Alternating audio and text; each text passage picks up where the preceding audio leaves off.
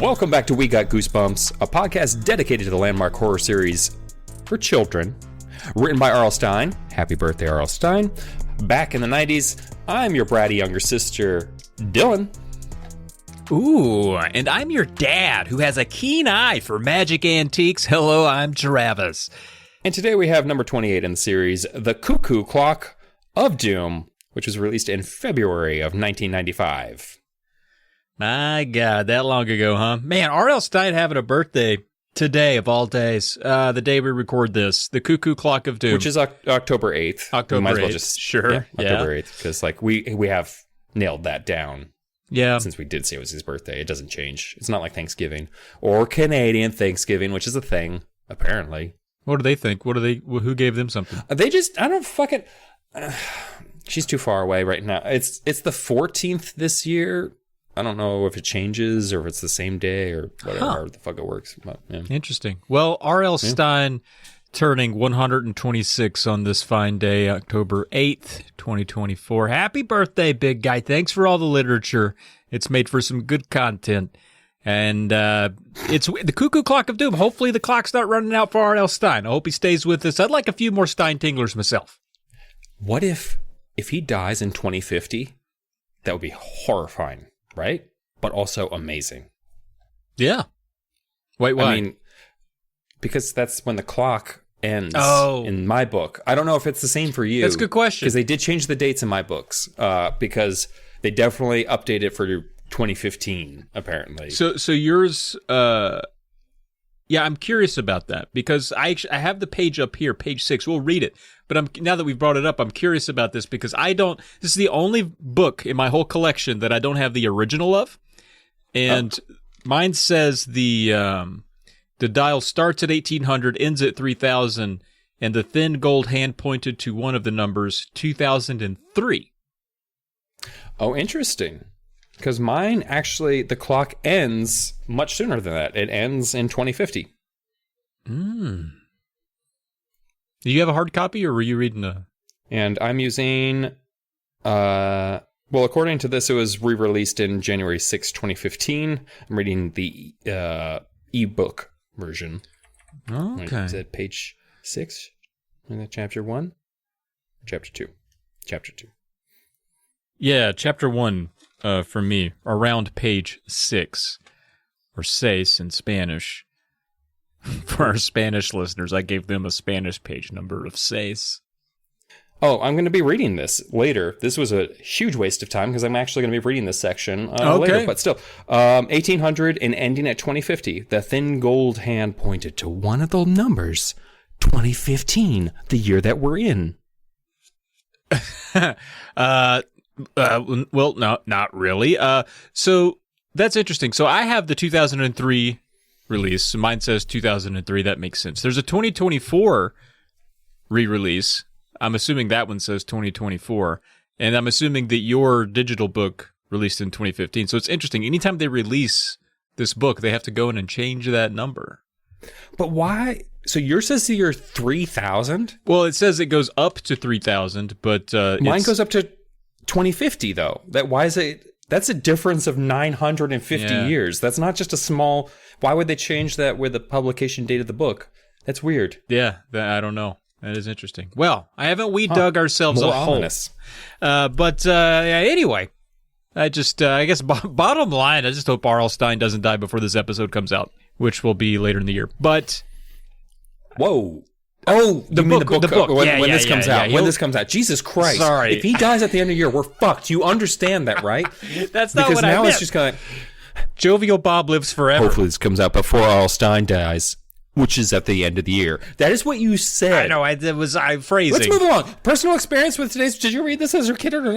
I didn't read it as a kid. I never had a creepy clock. I read this as a kid, and I remember even as a kid hating Tara so much that when I was reading the book now, I almost messaged you and she's like, I can't do this today. Like, I'm too emotionally wrought to deal with Tara because I hate awful children and I hate parents that allow that behavior. Who's worse, Tara or Tara's mom? She is like if Sari and the bad twin from the Dummy Night of the book Living Dummy came together and formed a hell child. It is the worst thing. The only thing that's worse than her are some animals. Like there was a cat in one of the books that was worse than her. I think that might have been the cat's name. I think it was the cat that was actually in Why I'm Afraid of Bees, because that little sister was also pretty awful from what I remember, but she was more of a brat, like a normal brat. This child, I know I've said this a lot, but I haven't been reading true crime for a while. I've been reading a lot of Warhammer 40K novels, which means a whole different mindset. But I'm no longer in the true crime space. Tara is 100% gonna be like a Munchausen's by proxy motherfucker. Like she's doing all this subtle behind the scenes things to get attention, but bad attention on someone else, and glorifying and her looking like the good person, the good child. She's definitely gonna be a Munchausen's by proxy mom. Like her first baby, it's going to get sick so many times. It's going to get in the hospital so many times, probably from a breathing disorder. Like it just stops breathing occasionally, only when it's with her, though. You know what? I'm going to say this. Mikey, not my favorite of the Goosebumps kid, but he saved a life in this book. Yeah, I guess so. Yep. Telegraph the ending a bit, but yeah, I mean, did I telegraph that R.L. Stine killed a child? You did. Spoiler alert. And normally, I would push back here. I'd say, Dylan, too much. Dylan, come on. But I agree with everything you said. The description of what she does to Bubba is what's upsetting. Horrible child. Oh, yeah. We'll get there. We've set the stage. We have an awful child, but we have a cover. And the cover, I'm going to say right now, Tim Jacobus's cover with the cuckoo bird poking out of the cuckoo clock on a long plank. That's a long. I'm just now noticing that won't fit back in that clock. That's way too long. That's what she said. I just saw it's fine. Wait, did you already skip ahead? I didn't mean to. I'm just opening the covers in preparation. Why did you skip ahead? Now you've ruined it. I didn't mean to.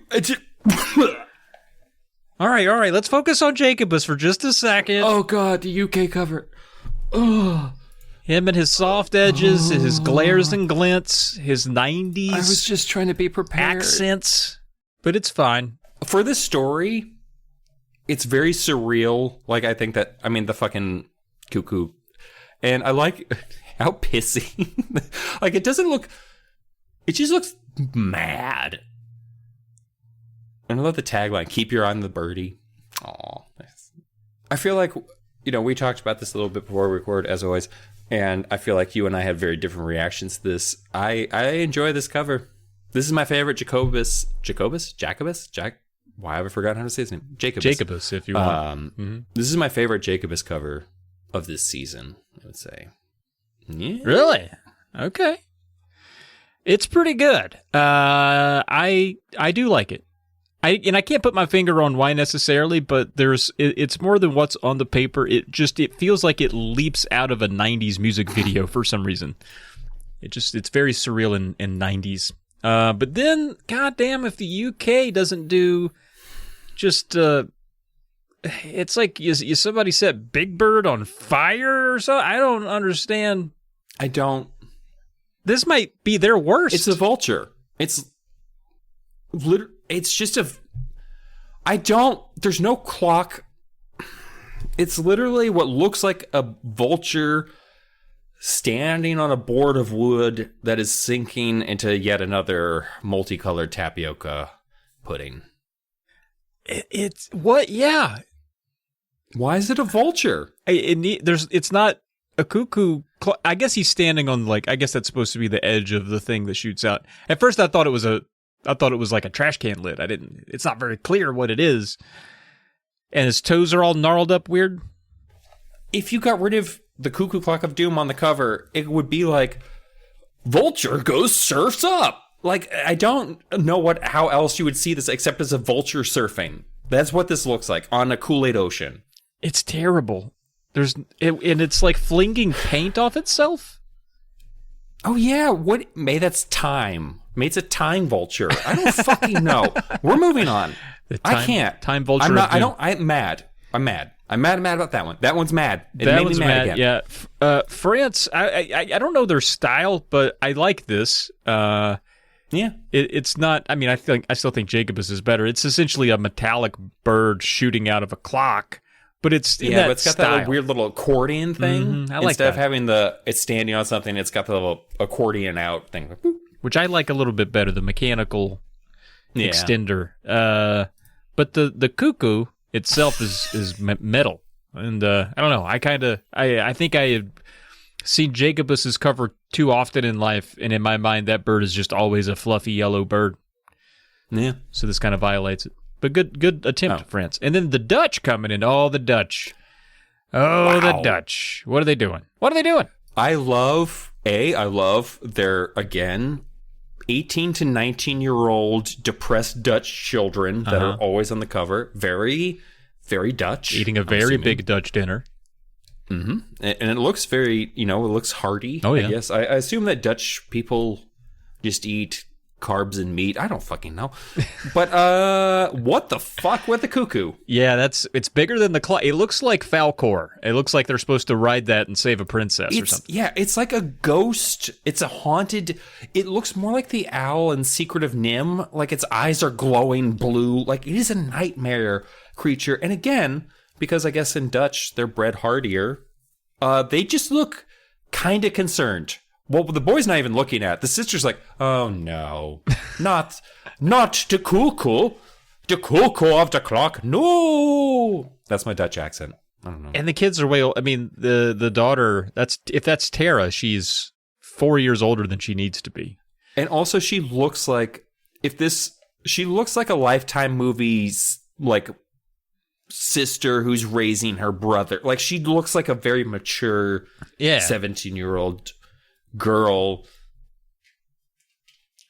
And there's a giant spirit thing. I don't know. It's horrifying. Not at all what the book is about. These covers always, for the Dutch, look like they took like a picture out of the Babysitter's Club and then just pasted something horrific over it, and they're supposed to be looking at it, but that's not what they're reacting to. I've always think it's, it kind of looks like Hardy Boys to me, like the Hardy Boys covers. I feel like we're actually missing out on what could have been a great series of children's mysteries in Dutch that were just like the same two children, and these are all the mysteries that they're going on, which is just like, oh no, not the haunted cuckoo, and like the last adventure, because they do look very samey.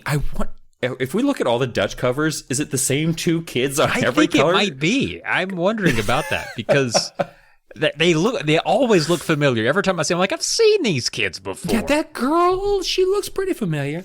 Holland. Or that was just a very pervasive haircut in the day, and they just all had it. No, that's true. Oh, so in the 90s, was everyone like, it was the 60s in America? I don't know. I guess. And then Japan coming in. We don't often get a standalone Japan cover, but they do have a samurai cuckoo clock with a bird coming out of it. That is, yeah. Wait, a bird? Oh. You barely see it. I didn't notice the bird because there was the glowing green doorway open at the bottom of the clock. Yeah. Which does happen. Technically, the door, there is a door that opens in the clock, but a 10-year-old girl comes flying out of it, not time itself, I guess. Also, the light reflected on the floor is white, so I'm not sure what's going on there. Yeah.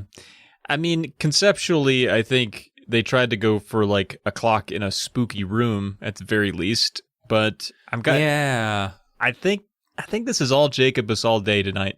I think he won it. Yeah, you know what? And it's rare for me to be, because usually I find something, but I feel like his also got the tone right, because the tone in all the other ones are wrong too. Well, I don't know what tone the UK one was going for, except surf's up. Yeah, I can hear that cover. The UK cover has noise with it, which I don't like. His name's Buzzy. He's not even a buzzard, though. He's Buzzy the Vulture. He's like, Surf's up! I go, maybe he'd have a British accent because it's a British cartoon show. He's like, oi, I'm Buzzy the Vulture. And everyone's just like, why are you Buzzy the Vulture? He's like, I'm Vulgy the Buzzard. I hate him. I hate him so much. But me too. But like the Jacobus one hits, because this is definitely, it's not a spooker so much as a goofer. Yeah, this one's a bit goofy. But I'm not going to hold that against it because it's pretty fun. I feel like season 3. Yeah. This is season 3. Season 3 has been a goofer season for the most part. Way more Twilight Zone than... Yes, I was thinking that today. Like, this is the book that made me think, these are Twilight Zone episodes now. Yeah. Like, it's moved away from being, like, pure horror to be more like Twilight Zone, which is more like sci-fi with a mean edge to it. Right. Yep. Especially with... I don't remember the last one we did it, to be honest with you. Oh, that spray hair tan one where it turns out all the kids are really dogs. Oh, the last one was... That's a Twilight Zone episode. Terror Tower, I think. Oh, Terror Tower. Well, that was another Twilight Zone episode, basically. Yeah. Yeah, they've been interesting. Maybe we'll get back to the roots next episode with Monster Blood 3, but for now... Oh, is that the last episode of this season? No, the last one will be... Because that's 29. The last one. So this is... We're going to do the 30th book? Yeah, we do up and to then we do the first. Yeah, that's right. Yeah, so next is Monster Blood 3, and the last one of the season is It Came From Beneath the Sink, which seems more true to form. Maybe. If what I remember about it, it's a goofer. I like a good goofer. I mean, the goof bumps. It's a goofer. All right. But you know what? I'm fucking tired of talking about what's coming up in the future because you know what? We're in a book that's about what happens in the past. So let's talk about the present. Let's do it. Chapter 1 of this book. So I've got I'm just jumping into this, Bo. I hope you don't mind. Jump in. I'm going to jump in. We've got our two characters. We've got Michael, or Mikey, as he will be known at certain points in the book, who's 12. Well, he's 12 at the moment. And we got Tara, who, as I alluded to earlier, is the shittiest child. The only children I would think would be worse are the ones who are committing actual crimes and burning down houses. And even then, Tara's just on her way. She's too young. If she was the age of those twins, give her 5 years. Anyway, Tara's 7, and they're the Websters, brother and sister. No one likes them. Well, I mean, it feels like no one likes Michael until the end of the book, but we'll get there. Anyway, Tara's a shit. She's constantly playing tricks on Michael. She's an asshole.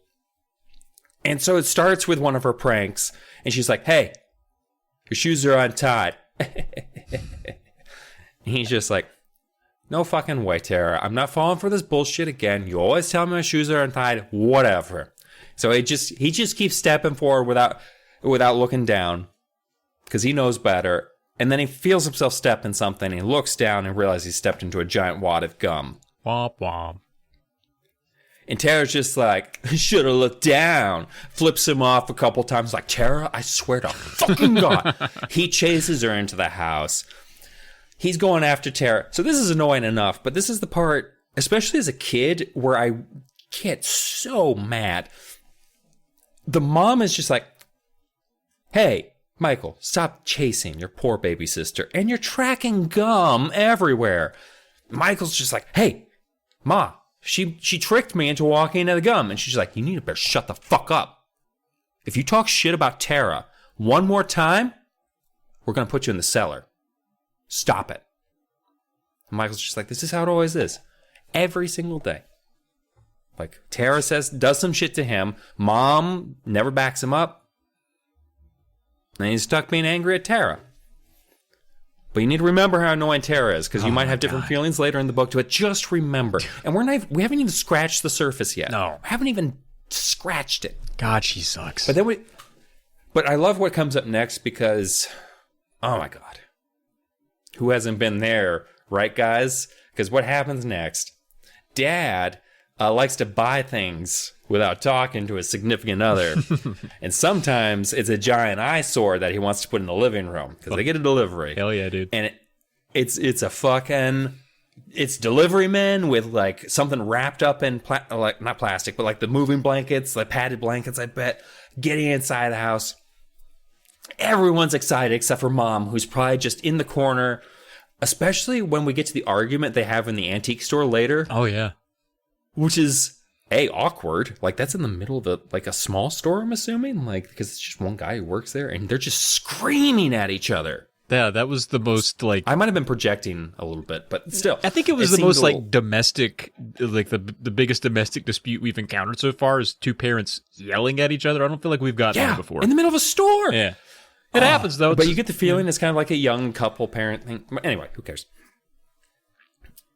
It turns out that Dad has purchased a cuckoo clock that he's been wanting for years. It's in the shop at the local antique shop near where he works, and he passes it every day. And he's just, I wish I could buy that antique cuckoo clock, but that goddamn bitch I married. But then luckily, and it's covered with like, it sounds really fancy. I'm going to be honest, though, seeing how it's depicted on the front of the Cuckoo Clock of Doom book, I'm going to have to say it's a little garish. Maybe it's like black. It's like black wood and like gold and silver metal. Like it seems like it's one of those things that you buy if you know you have a space for it, rather than buy it and hope you have a space for it. If you know what I'm saying, you know what I'm talking about out there. You know, when you're trying to set up a little space for you. Anyway. Well, I'm just trying to get just trying to make sure I got my readings here. There we go. Okay. But then, so this is the weird part. I don't know where exactly the owner's going from here, but the dad says he finally gets a deal. The owner says there's a flaw in the clock. It's up for sale, but he doesn't want to sell it. Because what the dad says isn't that it's cheap now. He says it's finally up for sale now, right? He doesn't say like it's cheaper, but he's finally going to sell the clock. Right. And it's just been kind of in the back. It's like the best time to buy it. But the guy doesn't want to sell it. He's like, no. I don't want to let it go. And Dad's like, no, I'll buy it from you. Give it to me. He's like, no, I won't sell it to you. It's like, but why you put it on sale? No, there's a flaw. There's a flaw in it. But the dad's just like, fuck you. I'm buying this clock from a store. So many shopkeepers in the Goosebumps universe who do not understand how stores work. Yeah, it's like I made it cheaper. I have merchandise. He's like, all right, I'd like to buy it. He's like, I can't let you buy it. It's got a flaw in it. It's like, then why are you selling it? He goes, well, it's cheaper, so sell it. Nah, I can't sell it to you. No. Like, what the fuck are you like, how about you buy it? So anyway, everyone starts looking all over it to see if there's any defects. How is this clock fucked up? On the right side of the clock, I saw a little dial. It had a gold face and looked like a miniature clock, but had only one hand. Tiny hands were painted in black along the outside of the dial, starting at 1800 and ending at 2050. The thin gold hand pointed to one of the numbers, 2015. The hand didn't move. Beneath the dial, a little gold button had been set into the wood. Don't touch that button, Michael. I feel like parents that call their kids like Michael. Like he's Mike. Like it seems very formal. Your parents always call you like Traviston? Yeah, they added extra syllables when they were upset. They said, we wish we would have named you longer so we could yell at you for more. You're like, I'm just glad that you're yelling at me. Yeah. See? Yeah. I knew how sad your childhood was. Don't touch that button, Michael, Dad warned. This dial tells the turn gear. The button moves the hand to change the year. That's kind of silly, Mom said. Whoever forgets what year it is. Dad ignored her. See, the clock was built in 1800 where the dial starts. Every year the pointer moves one notch to show the date. So why does it stop at 2050? Tara asked. Dad shrugged. I don't know. Guess the clockmaker couldn't imagine the year 2050 would ever come. Like, it's 150 years later. Why wouldn't he think 2050? See, that makes it even weirder that they changed it. Like, 3000 makes a little more sense for that. Yeah, the world could end by then, maybe. Yeah. Huh. Or maybe he figured the clock wouldn't last that long. Or maybe he thought the world would end in 2049, I suggested. Could be, Dad said. Anyway, please don't touch that dial. In fact, I don't want anyone touching the clock at all. It's very old and very, very delicate, okay? So Dad's a little intense. That's fair. That's fair. You know, he did just plunk down a lot of money that he didn't ask his wife about ahead of time, so now they got a budget extra for the next couple of months, but he's got his shit ugly clock. Is this the part where she asks where he's gonna put it? Yeah, she's just like, do you think it belongs in the den? And Dad's like, yeah, of course. Like, where else would it go? She's like, the garage. He's like, ha, ha, ha, you're so funny, dear. And she's just like, we've been married for 13 years and you just fucking don't get it. But then, all of a sudden, there's a loud gonging sound and an evil-looking bird flies out of the cloak and everyone starts crying. It's alive, screams Michael. Bum, bum, bum. Yeah, cuckoo, cuckoo. 6 times. 6 cuckoos. Must be 6 o'clock. And of course, Tara, that little brat sister, makes fun of Michael for being startled. But I mean, a bird leapt out of the clock and said, cuckoo, cuckoo. I mean, I would have been scared. Now it's just me thinking of Arrested Development. How much should it cost, Michael? Hey, Uncle. But Dad's getting into the nerdiness of it. Dad's like, now look, it's a German clock, all right? It's well-made German clock, made in the Black Forest, okay? That's where they make the best clocks in Germany, up there in that Black Forest. Actually, guys, I don't know if I told you, this is supposed to be an enchanted clock. Does that help things out? Do you want it in the den now, or do you want it in the garage? An enchanted clock. The garage, dear. But, hon, legend has it that the German man in the Black Forest who made it put a spell on the clock, and if you know how to use it, you can go back in time. How cool is that? Let's keep it in the den. Hey, Mom. Wait. I forgot about that. So the dad specifically tells Michael that this clock could make you travel back in time. Yeah. Okay. I forgot about that part. That makes it even dumber. Okay. Yeah. But sorry. Then Mom, she's chatting Dad. Dad's name is Herman. And she's like, Herman, don't tell the kids these stories. Michael gets all of his little fibs and lies and stories from you. It's not good for him. And it only encourages him. He's always making things up. And I think he gets it from you. And of course, Michael's like, I don't make things up. I always tell the truth. And I've seen it firsthand. Michael does often tell the truth, but he's cut down at the knees by his fucking sister. Yeah, I don't think he actually does ever lie, even when he's trying. Well, he does kind of start telling fibs. Yeah, he has to manipulate him a little bit. Yeah. But that's at least he's active. Never mind. Sorry. But yeah. The point is, like, he's a pretty good kid, and Dad. I don't know whether Dad's being honest or not. He's Mom doesn't approve of an imagination. The one time he does something bad, things go haywire. Because it's him trying to fuck over Tara that leads to all the trouble later. So it's the one time that he's like, I'm going to fucking murder Tara. And he gets exactly what he wants. Man, I wish he'd have followed through on that. Shorter book, but a funner book. Dad, he wants to make the den where the clock is completely off limits. He's like, nobody in the den. And then the kids are like, Dad, first of all, the den is where we do our homework. And that's where the best lighting is. There's a surface in there. That's where the encyclopedias are. Hello, it's the 90s. Yeah, what parent wants their kid to do their homework in their room where homework doesn't actually happen? Yeah. Like, did you ever take your school books into your room and then like, I'm going to sit down and start doing my math? Or is it like, I'm going to do anything else? I don't even think I took my school books home. But if I did, I would have not gotten much done in my room. That's for sure, because that's where I jerk off. I'm curious, Dylan, in your book, since yours was 2015, did they mention encyclopedias? Oh. No, they talked about getting on the internet. Internet, interesting. All right, mine says encyclopedias. Yeah, so, that's interesting. Yeah, so what, in my book, the argument is, I need to use the computer in the den, and the dad's like, you've got one in your room. And the kid's like, but I need one that has access to the internet, Dad. Oh. So that's, and so the dad's like, So the kid has a computer in his bedroom, but he doesn't have internet access there, which is actually, I think, a good way to restrict your child's activity on the internet. Yeah, pretty good. Just take it away from them. But yeah, well, in my version, it's where the den is where the encyclopedias are. it's funny. The computer reason actually works better than the encyclopedia thing. Like, then take the encyclopedias to your room, you little shit. Yeah. Yeah. Good call. Huh. Technology actually helps. Yeah, helps the plot. Plot spackle.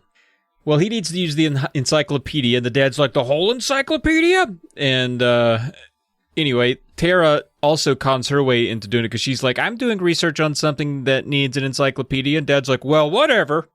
She doesn't really. She just wants to be there to bug Michael. But Dad's like, whatever. You kids just stay in there and just don't mess with that goddamned clock, all right? So Tara's gone back to her room to get her stuff so she can come back down and bug Michael in the den while he does his homework. And while he's in the den, he takes this opportunity by himself to inspect that clock a little bit closer.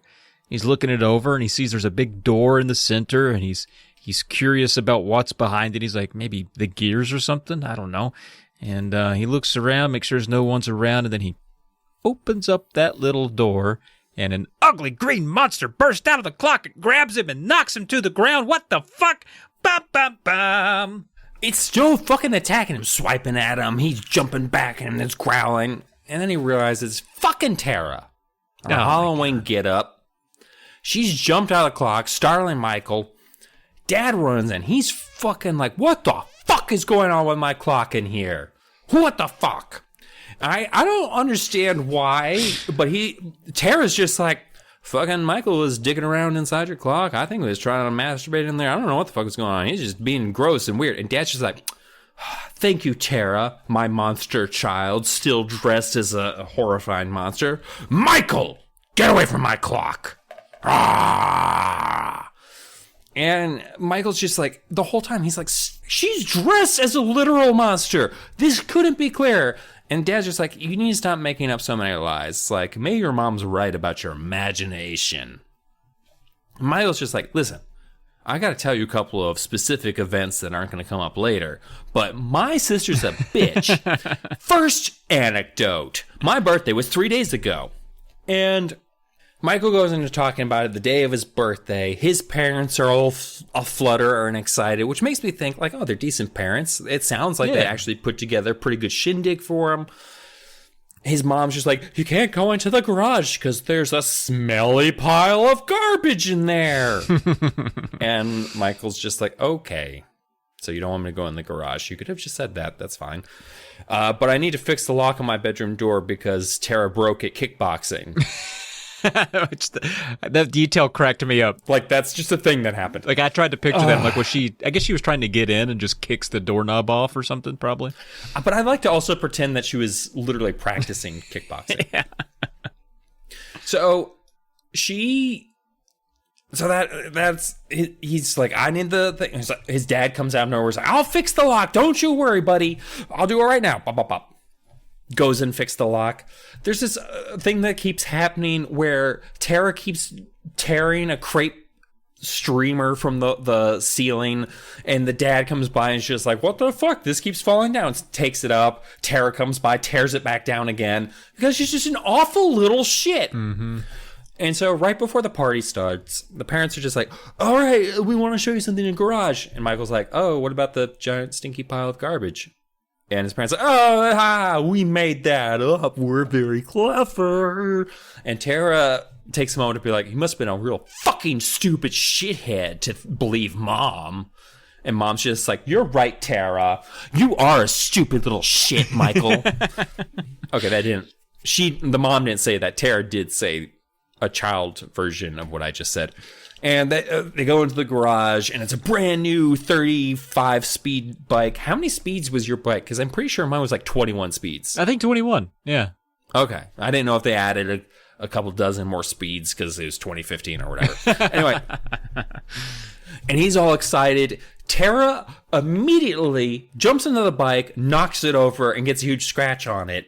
The parents are like, oh, Tara, come here. Oh, sweet baby child, did you scrape your knee? And Michael's just like, what the fuck? There's a huge scratch on my bike. It's ruined. Which is an exaggeration. Sure. But still annoying. Yeah, it's a brand new bike. He didn't even get to be the one to give it its first scuff or ding. His parents should have been like, nope, and grabbed her and hold. She's 7. She can't be on a big boy bike. That's right. She'll fall over. That's very dangerous. And then his mom is just like, how could you not be concerned about your poor baby sister? And they take her inside, and Michael's crying because his birthday's ruined. Not yet. It will be. So his friends all come over, and he gives us very specific number ratios about how many guys and how many girls come to the party. So you don't think he's a freak because he only invited 3 girls to 5 guys. So he's a true boy. Don't worry. He's a true alpha. He's an alpha bro. But he invited this girl that he likes. Her name's Mona. And we're going to hear a lot about Mona. And he loves her a lot. Yeah. But Tara is also at the party, and she won't fucking get out of there because there's not much you can do about a sibling at a birthday party, let's be honest here. But she decides to immediately go up to Mona and be like, hey, my brother over there, he jerks at you every night. And then she runs out of the room. And Mona's just like, oh shit, is that true? And Michael's just like, no, I mean, not really. Okay, just like once in a while. Okay. And everyone's laughing at him because they find that hilarious. Then he takes all the guys out to show them the bike, because girls don't like bikes. And all the guys are like, why is your bike so fucked up on the front? Like, it's got that huge-ass scratch. You might as well fucking throw that away. Why'd your parents buy you, like, a fucked-up bike? There's even a moment in there where he says, like, I just want to play it cool. So he's just like, oh, you know, it's just a cool bike. Whatever. Yeah, just got a cool bike for my birthday. Yeah. And he doesn't even bother to explain that Tara scratched the bike. He's just like, whatever. It's a manufacturing defect. Let's just go back to the party. Ugh.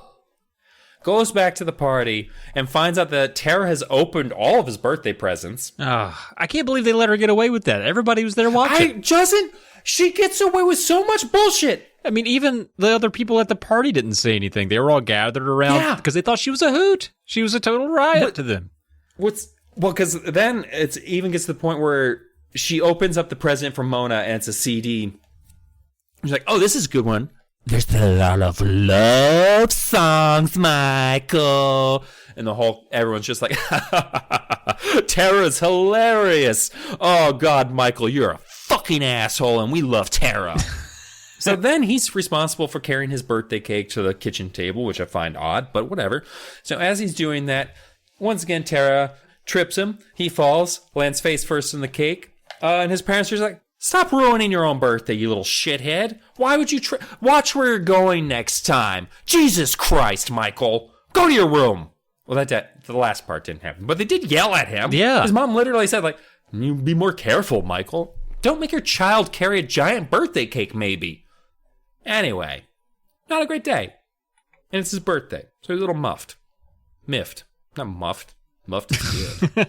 I want to get muffed. He's just like, you know what, though? She ruined my birthday.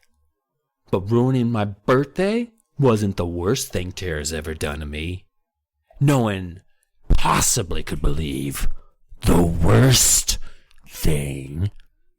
Bomb, bomb, bomb.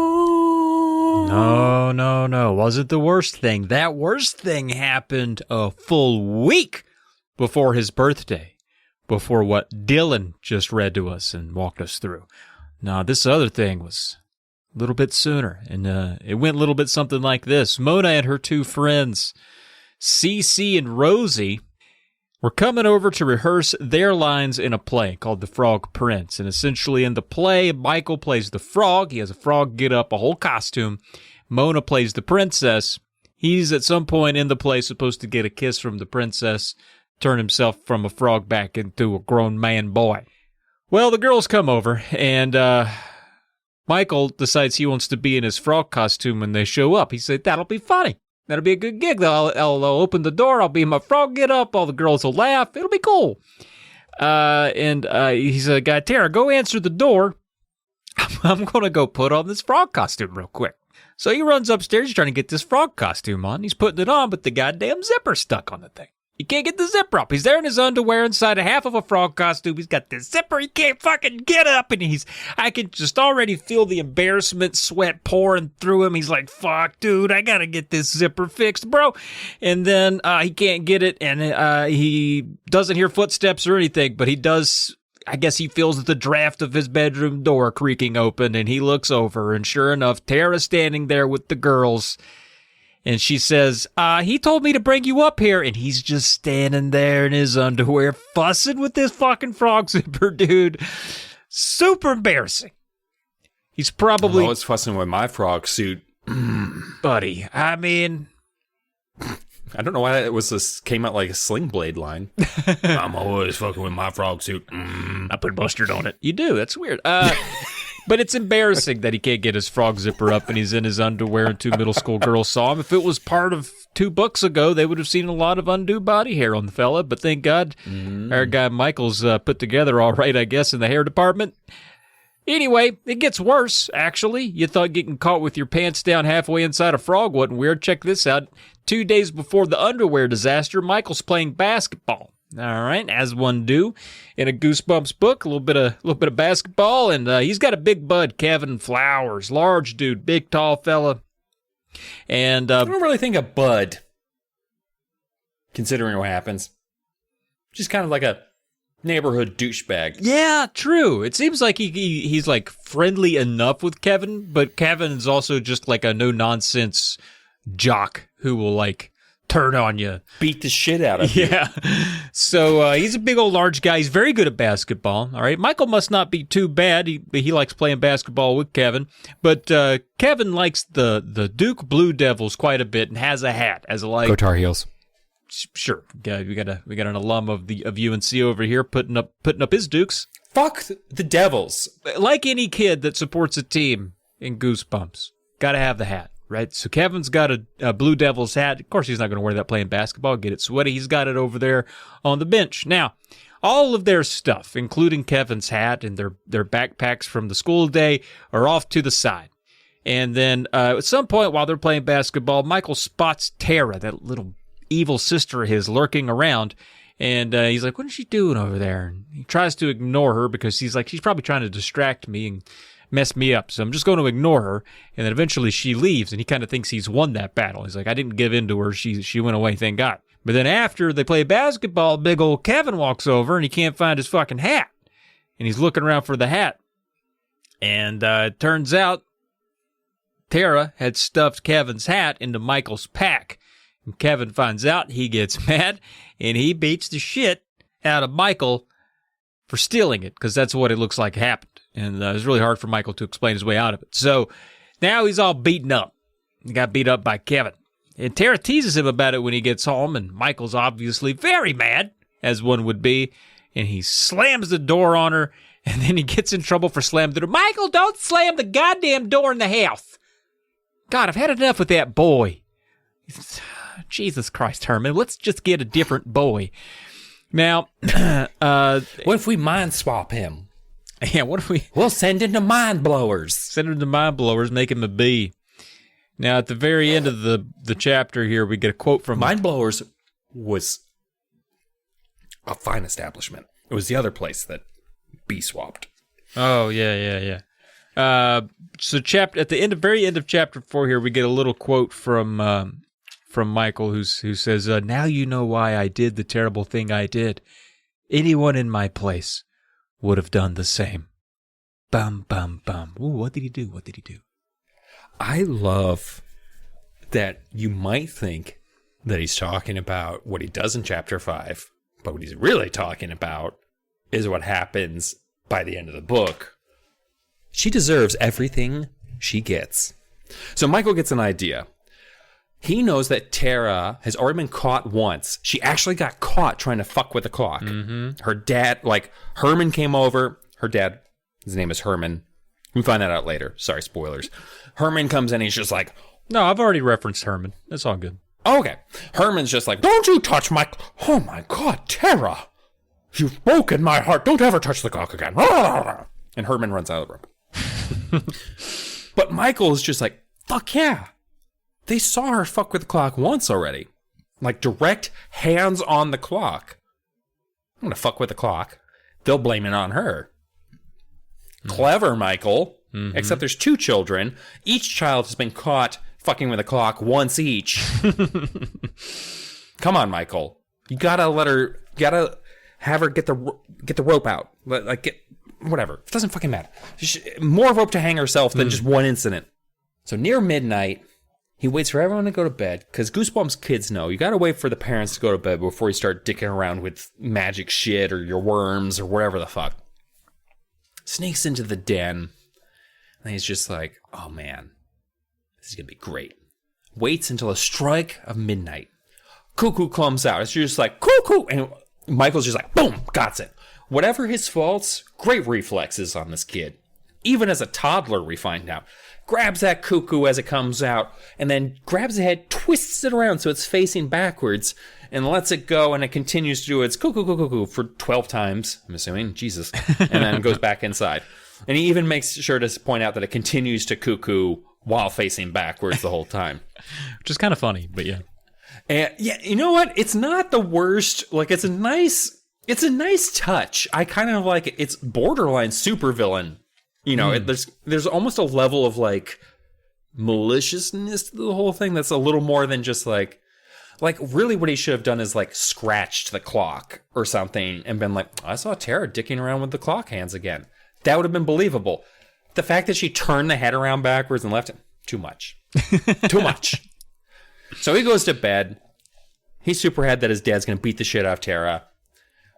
Wakes up. It's just like, oh, God. Do I hear the sound? He's kind of like the Grinch listening to see Whoville getting sad that all the presents are taken, but he doesn't hear anything. He's just like, what the fuck? Yes, that's right. I made a Whoville reference. Goes downstairs, just like, why isn't everyone fucking rip shit about the clock? Everyone's sitting around the breakfast table, seems happy and chill. And God damn it, no one's noticed the clock's fucked up yet. Sits down, and everyone's just like, what do you want for breakfast, buddy? He's just like, I don't know, fucking cereal. He's like, that's weird. It's a very special day. You sure you don't want, like, pancakes or something? He's like, yeah, sure. He's like, I woke up late. Like, usually they're just like, make do with toast, boy. But today they're just like, pancakes? Yeah, sure, Ma. I'll take pancakes. And I'm like, oh, great. Happy birthday, Michael. It's like, okay. Mom's just like, hey, by the way, buddy, don't go into the garage. There's a huge pile of stinky garbage in there. And he's just like, okay, Mom. What's going on? What is this? Leaves the kitchen. Sees, like, crepe streamers on the wall again. Sees Tara walk by, tear one off the wall. See Dad come by, put it back up again. He's like, why have they... Is it my birth? Dad comes by and he's just, hey, you excited to see your birthday present? 'Cause it is your birthday after all. Dun, dun, dun. Yeah. Question mark for sure. And chapter 6 is so short, barely a page. I'm just going to read the whole thing to you. Mom and Dad led me to the garage. Tara followed. They all acted as if they were really going to give me a birthday present. Dad opened the garage door, and there it was, the bike. It was perfectly shiny and new-looking. No scratches anywhere. That must be the surprise, I thought. They figured out a way to get rid of the scratch somehow, or maybe they got me a new bike.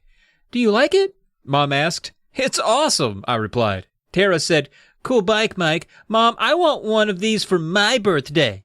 Then she jumped up on the seat. The bike fell over on her. When we pulled it up, it had a big scratch on it. Mom cried, Tara, are you hurt? I couldn't believe it. What a nightmare. It was happening all over again, exactly as it had happened on my birthday. What's going on? What's wrong, Michael? Dad asked. Don't you like the bike? What could I say? I felt sick. I felt so confused. Then it dawned on me. It must have been my wish, I thought. My birthday wish.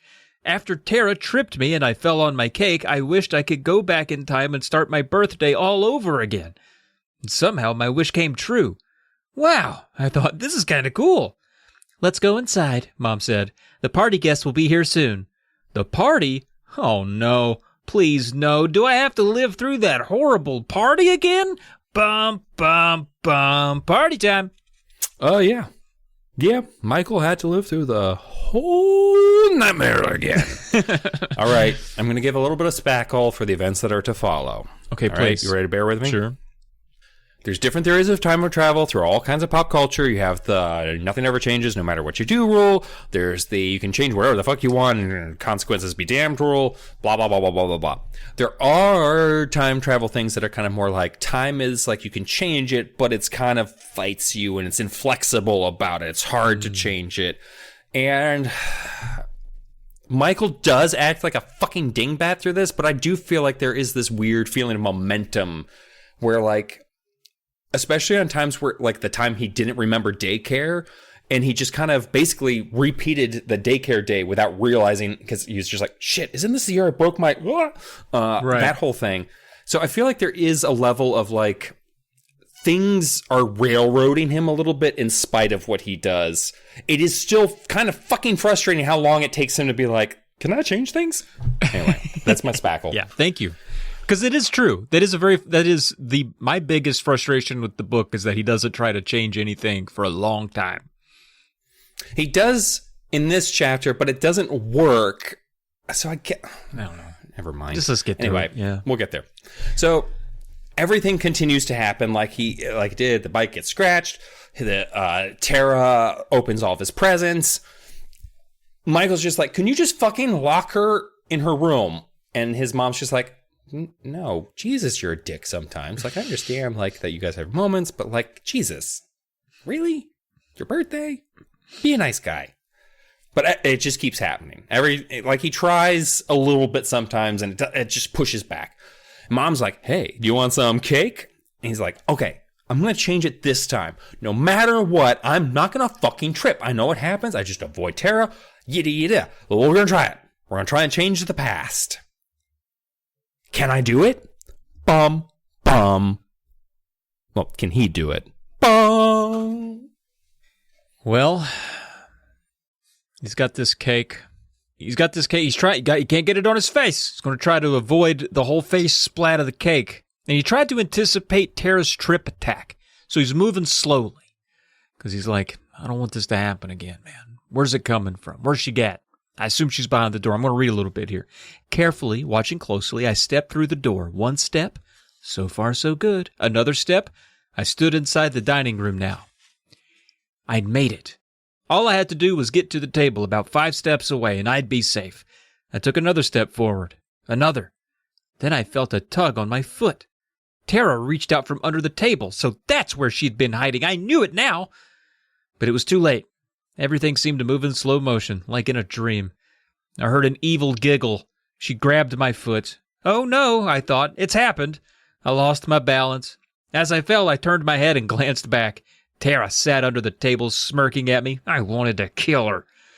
But first I had to fall on my face on a cake. The cake flew out of my arms, and I turned my head again. Splat!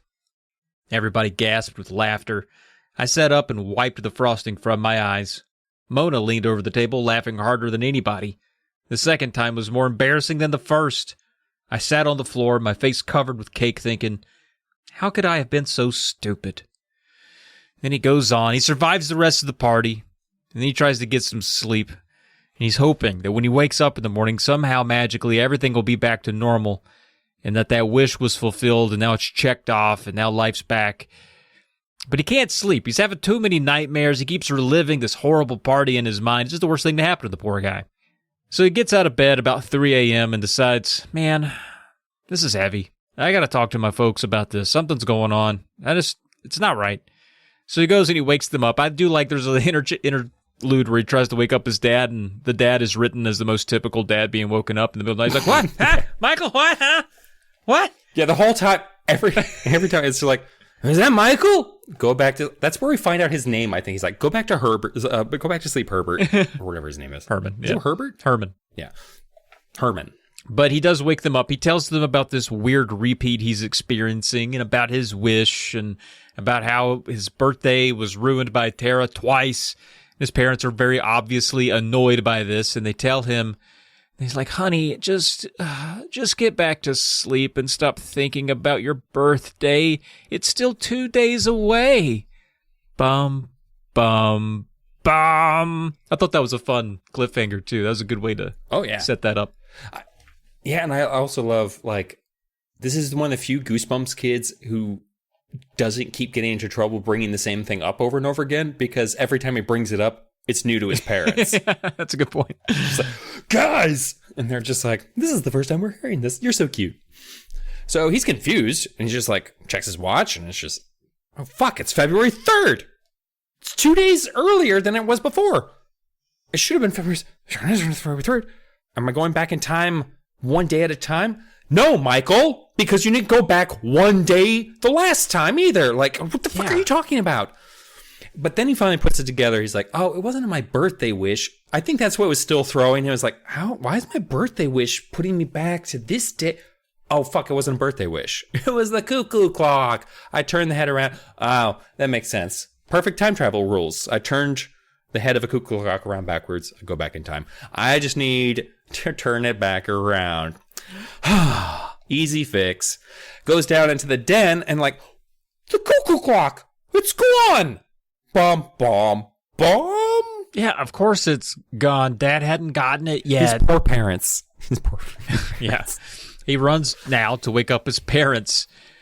And what I imagine would be the most horrific way to be woken up by a child. Your child bursts into your room and tells you that your cuckoo clock is missing that you never had. Imagine the horror. If my daughter did to me, Daddy, the cuckoo clock is not there anymore. I'm fucking burning down the house and we're moving to Albuquerque. There's just no chance I'm staying in a haunted house. It's just like those spooky subreddit things are like, terrifying things children have said to you. And it's just like, Mommy, I love that Grandma says goodnight to me every night. My mother died 10 years before she was born. Yeah. Like, I love those things. I do too. Because children are horrifying. No, trust me, I know. There's a movie about children who get infected with like zombie virus or like they don't become zombies. They become murderous children. But they're still thinking. I like that. What's that one called? I think it's called Kids or The Kids. I'll look it up. Oh. I'll look it up for you. It's a good Christmas movie because it's a family nightmare from hell. Basically, it's these families coming together to celebrate Christmas, and someone's got a little bit of a bug. Great Christmas movie. Just a classic Kris Kringle tale. I might watch that with Pam tonight. Very cool. We love children. So he runs to wake up his parents and let them know that the cuckoo clock was missing, and parents are like, Michael, what? Pardon us right now, Michael, but what in the fuck are you talking about? We don't own a cuckoo clock. We never have. I bet somewhere in the back of Dad's mind, he didn't say it out loud, but Dad was like, fucking wish we had a cuckoo clock. Like, you know, like he's been wanting that cuckoo clock for a while. He's like, fucking fingers crossed for it. But Michael, then he finally realizes, as everyone else has already, this is 5 days before Dad gets the clock. We are going back in time, Michael. So he tries to get his parents to listen. He tells them, time is going backwards. But Dad's like, Michael, I don't have time for your science fiction right now, bud. And Mom wants to get them to school on time. So she's not really listening to them at all. She's being very dismissive to Michael. He's very panicked. She's much more worried about Tara. So he goes through with the day. It's kind of like Dylan was kind of alluding to. He's being forced through his day. No one's listening to him. He doesn't make any sense when he brings up time travel. So he relives his day. There's no surprises there. He remembers class. He remembers Kevin getting fussed at by a teacher. He remembers rehearsal and the frog costume. And the girls are coming over soon. And he knows he'll get the zipper stuck. And he knows he'll get embarrassed. He knows what will happen. But why? Why can't he stop it from happening? Why can't he change anything? Well, now he's going to try. Bum, bum, bum. So he avoids putting on the costume. He's real smart. He's just not going to put it on. It's funny because he literally is like, I'm just going to sit down. That's his contribution to changing the time stream. He's just like, I'm not going to go upstairs. I'm just going to sit. I'm going to sit my butt on the step and wait for the kids to get here. And it works. Yeah. But then when the girls get there, they're just like, no, you have to put on your costume. That'll be so cool. I don't know why I'm doing a Kermit voice for that. But, hey, Miss Piggy. And it's funny because Mona's like, no, you gotta. And he's like, no, I don't. And then there's a moment where it says like, she leans in real close to him and he can smell her cherry Coke lip balm. And she's just like, please, Michael, could you? And he says, no. Like, literally, that's how the exchange goes, where it's just like, she's so close to me, the closest she's ever been to me. And she's like, please do this for me. And I'm, no. And then she's like, you better fucking do it! Which is, I love this whole, she literally freaks out at him immediately after that, saying like, I can't practice if I don't see you in your costume. It's like, oh, son of a bitch. All right. So he goes upstairs. He's like, oh, I'll be smart this time. I'll lock the bedroom door. Click. So he takes off his shirt and pants, starts to put on the costume. The zipper gets stuck. And he's just like, thank goodness that door's locked. Door bangs open. And here's where I have a problem. Because the other girls know at this point, because the first timeline, She let them inside and brought them straight to his room. Yeah. And then they walked in on him. This time, they know he's changing in there. They're just like, fuck it. We'll let Tara bring us in there. And Tara kicks open the door, and he's like, what the fuck, Tara? And they're all laughing at him. He's like, you're in your underwear. It's like, you knew I was in here. That's a good point. Like, why'd you come in here? The door was locked. And Tara says, like, it's not locked. I broke it, remember? Which is, hilarious that she's just like, I broke your lock, you shithead. You can't hide anything from me. Like, no shame at all at admitting, like, he forgot that this was before his birthday, which is the day that his dad actually repaired the lock. He's actually still in pre-fixed lock time period now. That's a good point, though, about the, them knowing that he was changing and they still, I didn't even put that together. That means Mona really likes him. And we do find out that she does. Although that's in an alternate timeline, so we don't know how she feels about him in this one. Anyway, it's dinner time. Michael's getting a little upset, as you would be, like you're trapped in a repeating time cycle, and it sucks. It seems also, it's specifically making him relive shitty days. Because it didn't bring him back to just a random day. It's like, hey, remember your birthday? You want to do that again? No, I don't. Oh, okay. We're doing that again.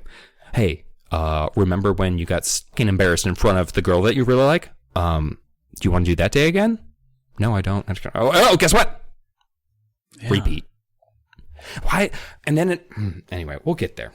We'll get there. I'm going to get to dinner time.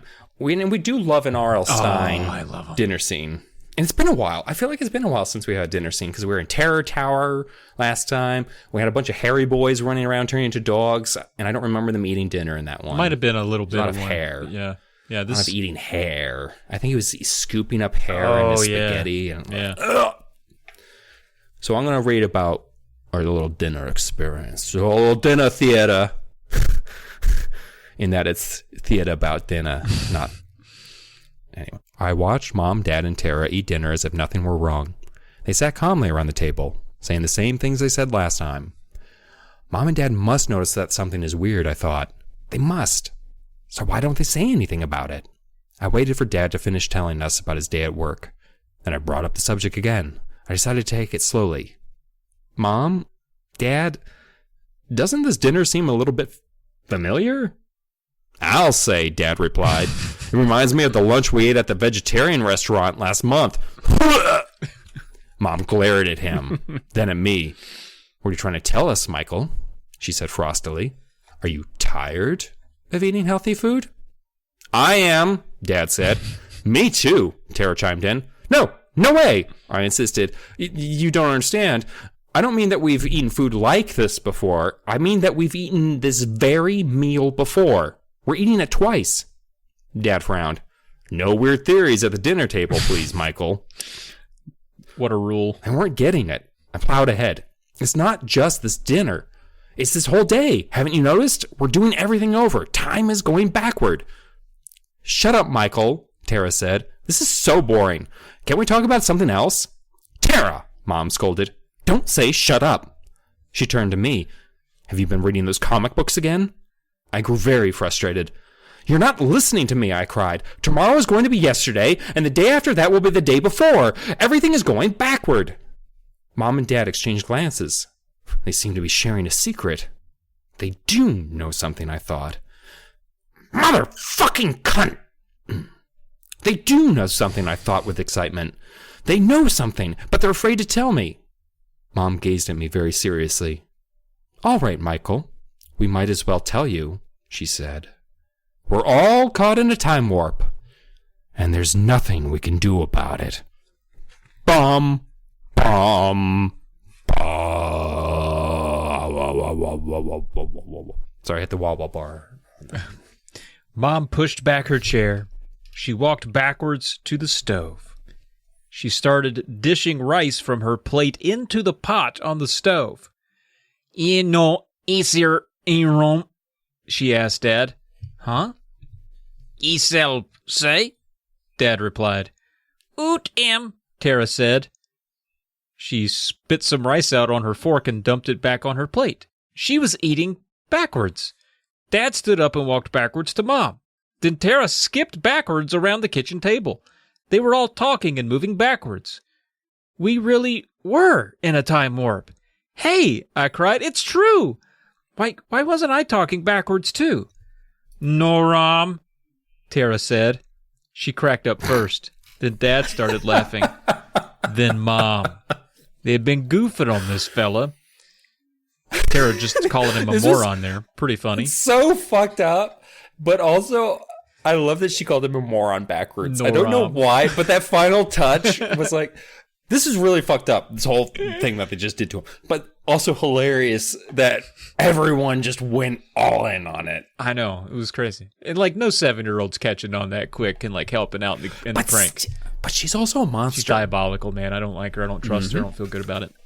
Well, after that pretty fun gag, he calls them all horrible, and they all keep laughing at him, and they make fun of him for a bit. And then Dad suggests, he's like, all right, sport. Everybody, family, settle down. Tara, stop skipping. This mom is as bad as the mom in the spider story, who was just like, oh, you put dead spiders in the salad? That's hilarious. Oh, yeah. Yeah. She was down for that shit, too. She was. But Dad's like, everybody calm down. All right, Michael, listen up, son. Have you ever fucking heard of deja vu, bud? And Michael's like, no. And he's like, yeah, it's like when something happens to you and you have a feeling it's happened before and everyone feels that way once in a while. It's nothing to be afraid of. And Michael's like, I don't think that's what's happening right now. But then they kind of move on from it. Mom even asks, she's like, Michael, you seem stressed out. Are you stressed about turning 12? Are you stressed about your party? And Dad's like, hey, man, we got you a good birthday gift. Hopefully this surprise will make you feel better. But Michael's like, no, in fact, I know it won't. So anyway, he moves on with his life, right? We're 2 days away from his birthday. He goes to school the next day. Normal day as any other. Played basketball after, and then remembered, this was the day he gets his ass kicked over that Blue Devils hat that Tara stuffed into his backpack, and sure enough, it happened again. So then he goes to school the next day, which would be some days before, if that makes sense to you. And he realizes something is off. He doesn't recognize... So now we're further back in time is the point I want to make. But he doesn't... Now he's in school. He doesn't recognize any of the kids in his classroom suddenly. What's going on? Bum, bum, bum. So all his kids are laughing at him. And then he realizes... he's not a 7th grader anymore. He books it out of the classroom because they're all like, what's this 3rd grader doing in here? Meh. So he goes to the bathroom. He's just like, I do like how quickly he starts cottoning onto this shit where he's just like, oh, fuck. Like, yeah, this is kind of when it gets serious for him. Yeah, Michael starts like getting his shit into gear at this point. Where he's just like, oh, no, this is not a fun time anymore. It wasn't fun before. Now it sucks more. Because he realizes the sink is higher now. And then he also looks younger. And he's like, thank God I've got my 7th grade brain. Because I can use math to figure out that I've gone back 4 years in a single night. Yikes. But he's just like, well, fuck it. I guess I'm going to 3rd grade now. So he goes back to his 3rd grade class. From this chapter forward is when I fell in love with this book. Like, when he starts regressing to younger years, this is when I just want to... It's wild. Deep dick this book. Okay. So let's talk about his return to 3rd grade. All right. And forget I said that. I opened the door and stepped into the classroom. Mrs. Harris didn't bat an eye. Take a seat, Michael, she commanded. She never mentioned the fact that I was late. Mrs. Harris always liked me. I checked out the other kids in the class. I saw Henry, Josh, Cece, and Mona, all little 3rd graders now. Mona wore her shiny black hair. Her black hair. Mona wore her shiny brown hair in 2 braids. Cece wore hers in one of those stupid side ponytails. I love Arlstein's constant commentary on how children dress and act. Like, these fucking stupid, gross children. Josh didn't have any pimples on his forehead, I noticed. Henry had a sticker on the back of his hand. Donatello from the Teenage Mutant Ninja Turtle. Donatello from the Teenage Mutant Ninja Turtles. Fucking nerd. Only nerds like Donatello. Yeah, I was more the Leonardo guy, so I'm worse. Me too. Oh, really? Thank God. I was always like a leader character kid. Like I like Cyclops on the X-Men cartoon, and I like Leonardo on the Turtles. So same. I kind of still am. Although Raphael is more my guy now. Yeah, you're a moody patootie. Because I'm the one turtle that curses in the movie. I feel like that makes sense. Oh, that does. Oh, make Michelangelo's here. Yeah. I feel like I started it. I want to be a Leonardo, but I'm more of a Michelangelo. Yeah. I want to be a Leonardo, but I'm a surly asshole. Yeah. It happens. Jesus, that's so depressing that we both want to be Leonardos and we both fell short. Turtle goals. It is sad. Shut up, it's not. You're at least still wearing blue. I've switched color allegiances. Oh my God. Blue is my favorite color still. Is that because of Leonardo? No, I look good in blue because I have blue eyes. All right, moving on. Donatello from the Teenage Mutant Ninja Turtles. Okay. It was my class, all right. I feel like I have to reread all of this so everyone knows where we were. Anyway, I sat down at an empty desk in the back, my old desk, right next to Henry. I glanced at him. He was picking his nose. Gross. I'd forgotten about that part of being a third grader. Michael, we're on page 33 in your spelling book, Mrs. Harris informed me. I reached inside the desk and found my spelling book. I opened at page 33. These are the words you'll need to know for tomorrow's spelling test, Mrs. Harris announced. She wrote the words on the board, even though we could read them right there in the spelling book. Taste, sense, grandmother, easy, happiness. Man, Henry whispered to me, these words are tough. Look how many letters there are in grandmother. I didn't know what to say to him. On my last spelling test, when I was still in the 7th grade, I'd had to spell psychology. Grandmother wasn't a big challenge for me anymore. I zoned out for most of the day. I'd always wished school were easier, but not this easy. It was so babyish and boring. Lunch and recess were even worse. Josh chewed up a banana and stuck his tongue out at me. Henry painted his face with chocolate pudding. Finally, the school day ended. I dragged my little 3rd grade body home. When I entered the front door, I heard a horrible screech. Bubba, just a kitten now, raced past me and out the door. Tara toddled after him. Don't tease the cat, I scolded her. You're dumb, she replied. I stared at Tara. She was 3 years old. I tried to remember. Had I liked her better when she was 3? No, she's a fucking piece of shit. Always. Since day one. We skipped the whole part where she literally tries to use Bubba like a marionette and make him smile with her fingers, and he's just like, nah. Oh yeah. Oh God, that's where I really turned against Tara, because like this is like me when I was a kid. Should she grow up? So Michael's just like, if I keep going to bed and going back in time, am I gonna disappear completely? Bomb. Very real fear here. Very real. For chapter 13. Oh yeah, dude. Yeah, we're about halfway. We're a little over halfway here, and yeah, he now panics. This is a short chapter book. Yeah, it kind of is. It was only chapter 24 after chapter 31 last time. Whew. Yeah, or 30. It was a bunch. Yeah, but now he panics every morning. He wakes up, and of course he would. To some degree, I wouldn't. I don't even know if I would sleep if I were him. But when he wakes up, he has to ask, "When is it? How old am I?" And today he wakes up, he's now in 2nd grade. He's gone down a grade again, and he remembers he knows this because he remembers the little cowboy design on the back of his jeans from that year. And he does do this whole funny thing where it's like he was embarrassed to wear it, but he's like, who am I kidding? I probably fucking loved them when I was actually in 2nd grade. He's like the dumb shit the kids wear. I mean, he was just like, how could my mom let me go out looking like this? I do love how disdainful he is of all the younger years, where it's just like, oh, this sucks. I hate being young. Yeah. It's a good reflection of just how kids treat younger kids in general. It's like he even treats and his own. He is cagey enough at certain points to be like, Jesus, I had it good as a 12-year-old. At 7, I can't do shit. Like, everyone's watching you all the time. I know. I thought that was interesting. That was a neat little observation. Yeah, it's definitely, I feel like something an adult would notice. But, like, it is interesting to have a kid be like, I actually have it good as a 12-year-old. Like, usually it's the other way around, where it's like, I wish I were emperor. Anyway. Right.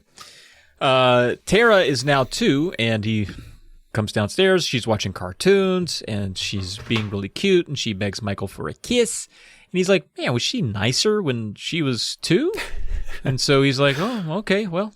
He leans down to give her a kiss, and then she sticks her chubby finger up and pokes him square in the fucking eye. And nope. I love that he keeps checking in to be like, is she better now? Nope, she's still terrifying. So she pokes him in the eye with her fat little kid finger. Important for later, in case you feel bad. Oh, yeah. She was always a shithead.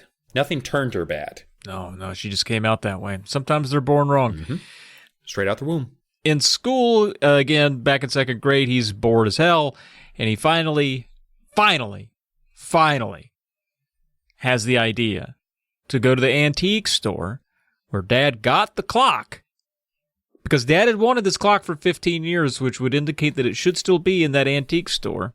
And he's going to go in there and he's going to turn that dial to the right year, and he's going to go back forward in time. But he makes the observation that Dylan and I were talking about. He's like, man, you know what? It's really hard to sneak off at 7. People are watching your every move. But he manages to slip away, and he catches a bus, and the bus driver eyes him, which I really like. I should have made this a reading, but I really liked this exchange between him and the bus driver. The bus driver is like eyeing him all suspiciously, and Michael's like, hey, mind your own business. I'm going to my daddy's office. Mommy said it was okay. And the bus driver's like, all right, shit. Just throwing in the daddy's office. There's a couple of moments, unfortunately.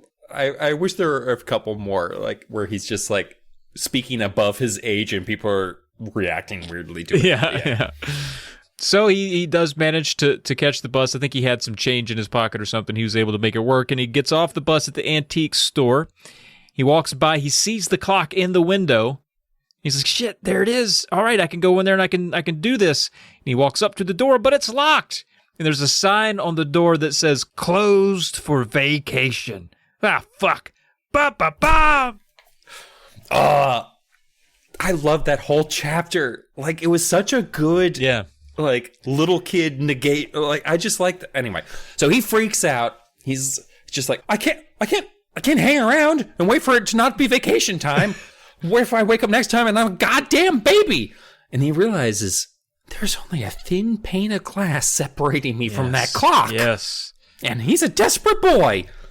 Normally, I would never think of doing what I decided to do at that moment. But I was desperate. I had to reach that clock. It really was a matter of life and death. I strolled down the block to the construction site, trying to look casual, trying not to look like a kid who was planning to break a shop window. I stuffed my hands in the pockets of my cowboy jeans and whistled. I was sort of grateful to be wearing this stupid cowboy outfit after all. It made me look innocent. It made me look real innocent. I was suspect of 7-year-old in a cowboy suit of trying to break into an antique shop. Kicked around a little dirt at the construction site, kicked a few rocks. Nobody seemed to be working there. Slowly, I made my way over to a pile of bricks. Glanced around to see if anybody saw me. The coast was clear. Picked up a brick and hefted it in my hand. It was very heavy. It wouldn't be easy for me, in my little 2nd grade body, to throw it far. But I didn't have to throw it far. Just through the window. I tried stuffing the brick in my pants pocket, but it was too big. So I carried it in both hands back to the shop. I love the image of this 7-year-old walking down the street with 2 bricks, with his brick in his hands, like just like, ah! It's like a Little Rascals, but desperate not to die. I tried to look as if it were perfectly normal for a boy to be carrying a brick down the street. A few adults quickly passed by. No one gave me a second glance. I stood in front of the shiny plate glass window, weighing the brick in my hand. I wondered if a burglar alarm would go off when I broke the window. Would I be arrested? Maybe it wouldn't matter. If I made time to go to the present, I'd escape the police. Be brave, I told myself. Go for it. With both hands, I raised the brick over my head, and someone grabbed me from behind. Bum, bum, bum. But is it the police coming to get this brick-armed boy off the mean streets of wherever? No, it was Dad. It was Dad. Because if you recall, the antique store's across from Dad's office, and Dad did not seemed to put together that Michael was about to commit a B&E somehow. He sees Michael with the brick, and he's like, "Hey, Michael, what are you doing here?" And Michael, quickly on his feet, says, "'Cause I miss Daddy, and I wanted to surprise you." And that softens up Dad pretty good. Dad's like, "Oh, sport, I missed you too, bud. Oh, man." And he softens up Dad because Dad would have been upset if he had learned, or since he wasn't supposed to take the bus, and that's how Michael got here. Dad would have been upset to find that out, but now he's buttered him up. "I missed you, Daddy." Blah, blah, blah. Dad's like, buddy. So he then tries to convince Dad about the clock. He's like, "We got to get in there. We got to look at that clock, Dad. We got to get in this building." And then Dad's just like, "Yeah, I admire the clock too. It's a pretty good clock. Maybe one of these days." But places his hand against glass and is like, "If only we didn't have 2 kids, I could maybe afford it now." But he does say that. He's like, "Can't afford it right now. We'll have to wait on getting the clock, bud. But I'm glad you like it too. Maybe one day I'll get it." And then he ushers Michael back to his car to go home for supper, because Michael can't really do anything right now. He can't just say like, "But Dad, can I just go back and break into the store to mess with the clock?" Dad's not going to let him do that. There's really no way he can explain this, so he just goes with the flow. Dad takes him home for supper. Michael wonders how old he'll be when he wakes up tomorrow, or rather, how young. Bum, ba-bum. Bum. So he wakes up next morning. He sees that the walls are painted blue. That's different. He's now sleeping next to a teddy bear that looks ominously familiar. And now he's wearing Smurfs pajamas. Uh-oh. So he's a little spookered because he's just like, he realizes he's in his old bedroom. And he's like, why would I be in my old bedroom? Because I got moved out that bedroom. Oh, no. So he goes to eat breakfast. And he's just like, "Hey, Mom and Dad, breakfast is great, but where's Tara?" And his mom is just like, Tara? Who's Tara? He's like, "You know Tara, little girl about yay tall, in relation to myself." And his mom's just like, "Oh, Tara." And she looks to his dad and she does like, wink, wink, invisible friend, mouthing it. And his dad's like, "What? Tara's his invisible friend?" And the mom's just like, "Do you fucking... I mouthed it, so you... Okay." So he's just like, whatever. And wander away and do whatever they want to do.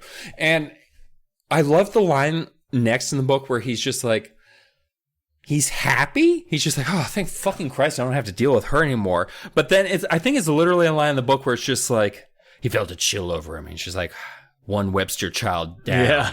Yeah. One more go. Next." Like, what a fucking... Oh, God. Seriously, ever since chapter 13, each chapter just made me fall more in love. Like, when he's just tally marking dead siblings. So then his mom's just like, "All right." They're getting ready to go to fucking nursery school, I think. Mm-hmm. And she's just like, "All right, let's tie your shoes. And, you just want to have the left lace go around the tree 16 times, chasing the rabbit down the hole and through the barrel." And he just ties his shoes. I love that. And his mom's just like, "Holy shit, that's the first time he's ever tied his shoes."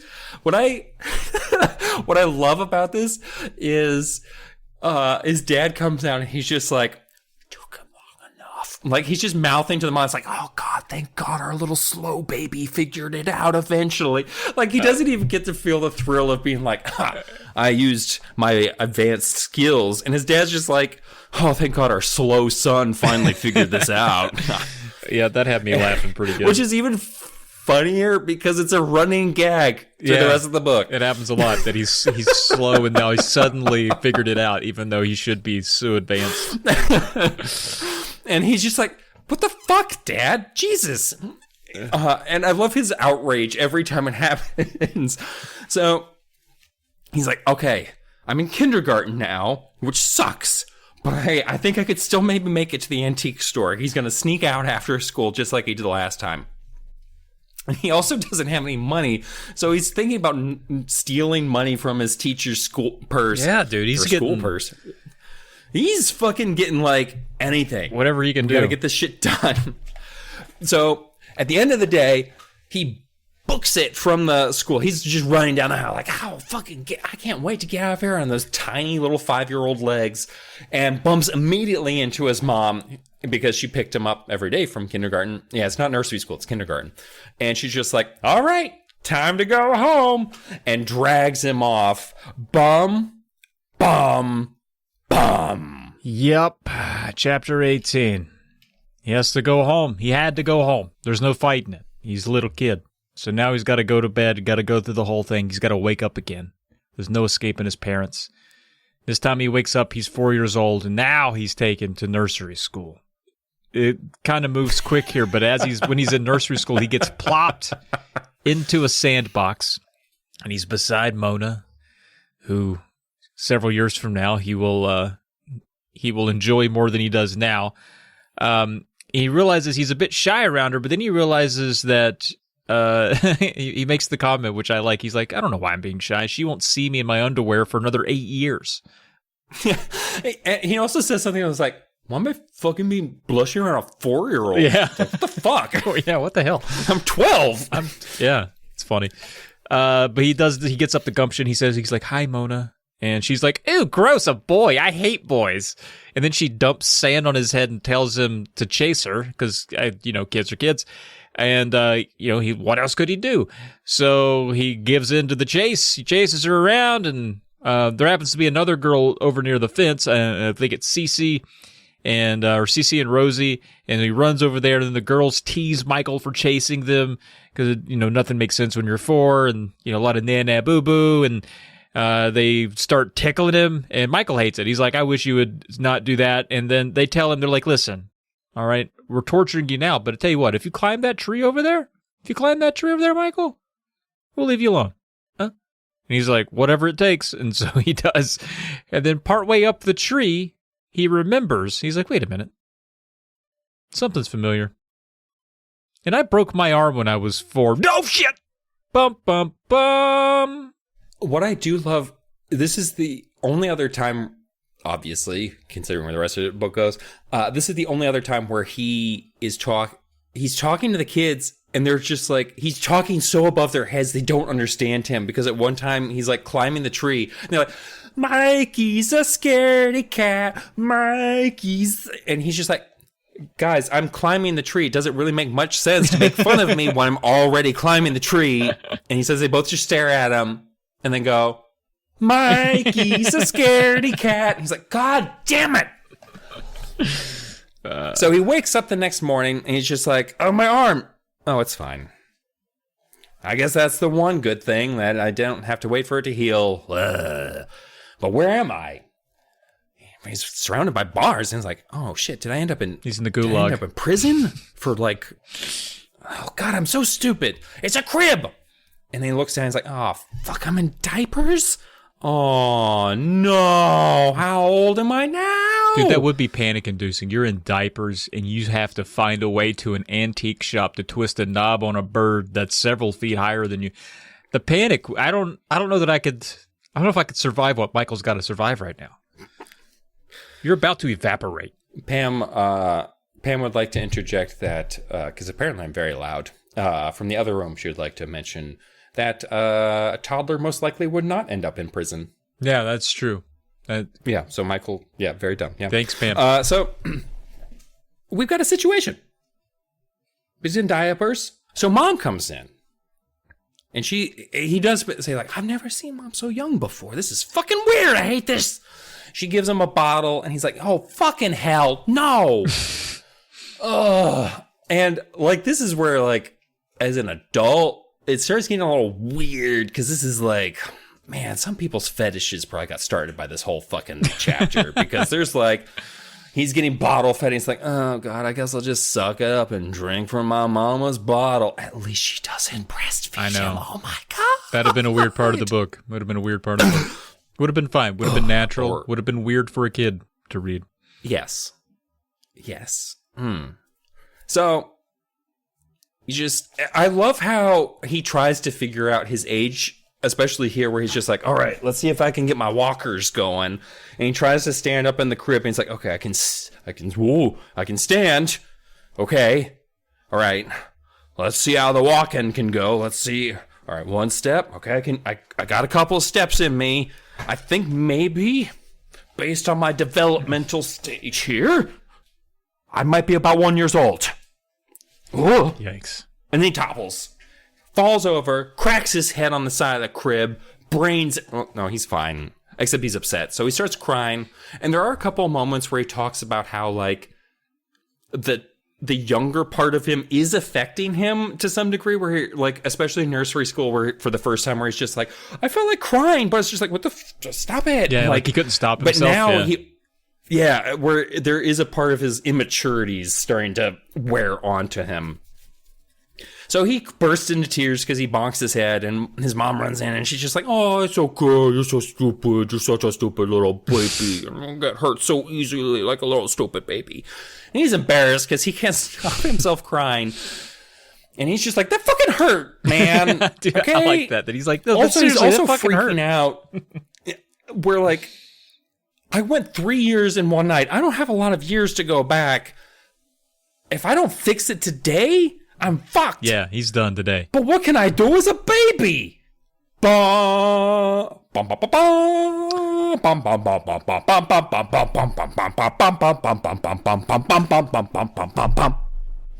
mean, there have probably been others like this, but I feel like in this book, the threat of death, if he doesn't act now, is very, very heavy here. Like, I remember being very tense over the next 4 chapters when I was a kid. And even now, it's just like, come on, dude, you can do it, you can do it, you can do it. It's like I'm an adult man reading a book that I know is going to be all right, but I'm like, holy fuck, I hope this kid gets out of this.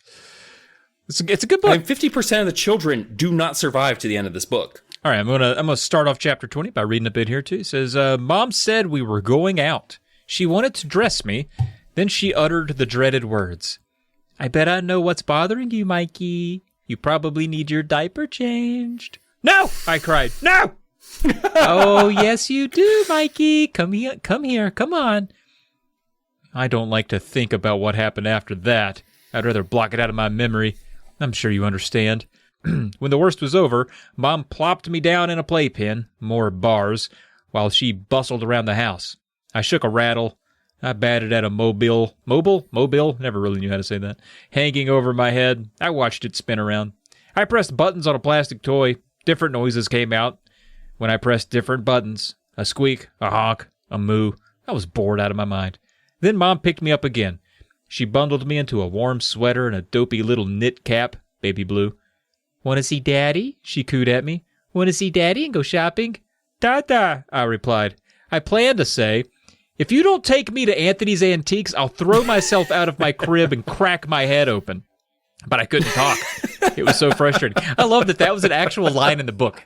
Me too! He went fucking baby hard. threatening suicide. Oh, perfect. I love it. Oh, hey. I kind of want to read it again. Instead of Dada, he was trying to say, if you don't take me to this antique store, I'll throw myself out of my crib and crack my head open. Crazy. But he says, I couldn't talk. It was so frustrating. Mom carried me out to the car. She strapped me into a baby seat in the back. I tried to say, not so tight, Mom. It came out as, no. Don't give me a hard time now, Mikey, Mom said sharply. I know you don't like your car seat, but it's the law. She gave the strap an extra tug. Then she drove into town. Now, he's going to see Dad at his antique store, and if you remember, or he's going to see Dad at his office, and if you remember, the antique store is across from Dad's office, so they're going to go see his dad. So he's thinking, there's a chance. If I can get away from Mom and Dad, somehow get across the street to this antique store as a 1-year-old, we could pull this off. What ends up happening, though, Mom and Dad are actually going into the antique store because they're going to look for a new dining room table. So this is it. This is his shot. This is perfect opportunity. So Dad comes out of his office, comes over to him. Now I'm going to read a little bit more here. Hi, Dada, I gurgled. Hi, Mikey, Dad said fondly. But when he stood up, he spoke quietly to Mom as if I couldn't hear. Shouldn't he be saying more words by now, honey? Ted Jackson's kid is Mikey's age, and he can say whole sentences. He can say light bulb and kitchen, and I want my teddy bear. Don't start that again, Mom whispered angrily. Mikey is not slow. I squirmed in my stroller. I don't think a 1-year-old could say that shit. No. That dad's lying. Yeah. Right? Can a 1-year-old say kitchen? Not many of them. They wouldn't know what they were saying. That dad at work is lying. He's just being, oh yeah, he said, I would call the ambulance if you were in danger, Dad. Also, he said something profound on top of that. He's been reading Nietzsche. Mikey is not slow. I squirmed in my stroller, fuming. Slow? Who said I was slow? I didn't say he was slow, honey, Dad went on. I only said, yes, you did, Mom insisted. Yes, you did. The other night when he stuffed those peas up his nose, you said you thought we should have him tested. I stuffed peas up my nose? I shuddered. I love that this is in the book. This is amazing. Sure, stuffing peas up your nose is stupid, but I was only a baby. Wasn't Dad getting carried away? I thought so. I wished I could tell him I would turn out all right, at least up to the age of 12. I mean, I'm no genius, but I get mostly A's and B's. Can we discuss this later? Dad said, I've only got an hour for lunch. If we're going to find a dining room table, we better get moving. You brought it up, Mom sniffed. She wheeled the stroller smartly around and began to cross the street, and Dad followed us. And they pushed the stroller across the street, and they stop in front of the antique store where the table is going to be, and Dad peers inside, and Michael's looking around. He scans the window because last time he had traveled back in time and stopped at the antique store, he had seen the clock displayed right there in the shop window, but he's looking there now. The clock isn't there. Uh-oh, is it in the store at all? Ah, fuck. Bum, bum, bum. So he basically starts off, I feel like crying like a baby. Once again, because he actually is a baby. So that's fine. That's fine. You're allowed to be a baby. So what I like about this chapter is the fact that he has to employ his baby smarts to get around. So they go into the store. Michael's still crying about the situation. Oh, the clock's gone. But then he sees in the back of the store. So he's now fucking excited. The clock is there. It's just not on the storefront. Okay, let's go to the back. Let's go back. So once he's inside, he knows he needs to, make some steps because he's locked into a stroller now. So he starts whining and kicking in the stroller. He's just like, get me out of the fucking stroller.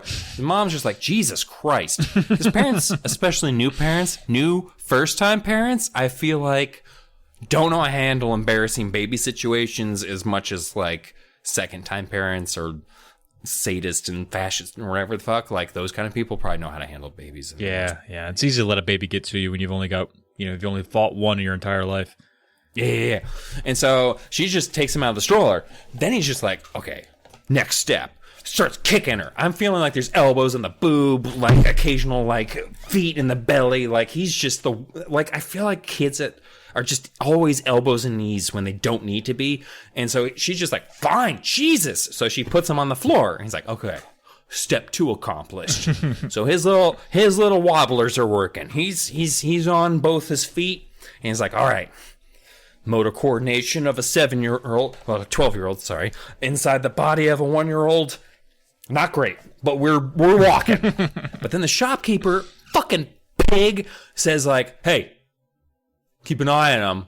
All the shit's breakable. You guys look poor. Be careful. Mom grabs his hand immediately. Locks him down. Just keeps him down. Damn. He can't get free. And it's close to noon. This is a good opportunity to grab that bird. He's got 2 minutes till noon. Cuckoo, cuckoo.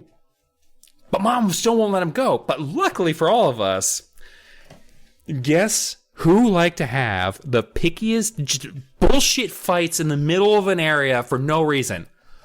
Newly married first-time parents. Fucking flipping out over everything because of the amount of high stress they're under. Luckily enough for little Michael, his parents are just powder kegs waiting to explode. And luckily, they're shopping for furniture. If you've ever been in an IKEA, you know how that goes. Let me read. We can't be too picky, honey, Dad said. The Bergers are coming over Saturday night, 2 days from now, for a dinner party. We can't have a dinner party without a dining room table. I know that, dear, but there's no point in buying a table we don't like. Dad's voice began to rise. Mom's mouth got that hard, set look to it. Aha! A fight. This was my chance. My parents fought all the time. I knew how to recognize the signs. I knew how to recognize that a fight was going to happen. The emotional turbulence that normally tore a house apart. I decided I would take advantage of it in this moment to save us. I added all of that, sorry. I was wondering about that. Dad was shouting, "Why don't we just spread a blanket out on the floor and make them eat there? We'll call it a picnic." Mom finally relaxed her grip on my hand. I slipped away and toddled as fast as I could toward the clock. The clock's minute hand moved again. I toddled faster. I heard my parents shouting at each other. "I won't buy an and that's that!" Mom cried. "Please don't let them notice me," I prayed. "Not yet." I reached the cuckoo clock at last. I stood in front of it and stared up at the clock. The cuckoo's window was far above me, out of reach. The minute hand clicked again. The clock's gong sounded. The cuckoo's window slid open. The cuckoo popped out. It cuckooed once. It cuckooed twice. I stared up at it, helpless, a 12-year-old boy trapped in a baby's body. I stared grimly up at that clock. Somehow I had to reach that cuckoo. Somehow I had to turn it around. Bum, bum, bum. Bum, bum, bum. Now, chapter 22, another short one. I'm going to read the whole thing to you because it's only about a page long. Cuckoo, cuckoo. 3, 4. I knew that once it reached 12, I was doomed. The cuckoo bird would disappear, and so would my last chance to save myself. In a day or two, I would disappear forever. Frantic, I glanced around for a ladder, a stool, anything. The closest thing was a chair. I toddled over to the chair and pushed it toward the clock. It moved about an inch. I leaned, putting all my weight into it. I figured I weighed about 20 pounds. But it was enough. The chair began to slide across the floor. Cuckoo, cuckoo, 5, 6. I shoved the chair up against the clock. The seat of the chair came up to my chin. I tried to pull myself up onto the seat. My arms were too weak. I planted a baby sneaker against the chair leg. I boosted myself up. I grabbed a spindle at the back of the chair and heaved my body onto the seat. I made it. Cuckoo, cuckoo, 7, 8. I got to my knees. I got to my feet. I reached up to grab the cuckoo. I stretched as tall as I could. Cuckoo, cuckoo, 9, 10. Reaching. Then I heard the shopkeeper shout, "Somebody grab that goddamn baby!" Bum, bum, bum. Mom grabs him. Also, I feel like this is just a scene from Baby's Day Out. Mom lifts him up at the last second. 11, 12. He grabs the head at the last second, turns it forward. Boom. Cuckoo, cuckoo. Wriggles out of Mom's hands. She's wicked pissed. He runs to the side of the clock and twists the dial until it's the year he turned 12, which I feel like is an unnecessary step, but whatever. Because that didn't happen. Whatever. Shopkeeper's yelling, like, "Get the fuck away from that clock! It's a time machine, right?" Mom is being torn apart by the time ravels. "Michael, no!" Dad's apologizing. Apology? Dad's apologizing. "I'm so sorry that Oh no, I said that wrong. I'm so sorry. I'm so sorry. Dad apologizes to the shopkeeper. He's like, "I'm sorry. Then Michael fucked the clock up. I hope he didn't damage it." Shopkeeper comes running over. He's just like, "Well, it seems like the time stream is a little screwy, but everything seems fine. Except the dial's been changed. I'll have to change it back to this year," which, depending on which book you're reading, depends on what year that is. Michael's just like, "No."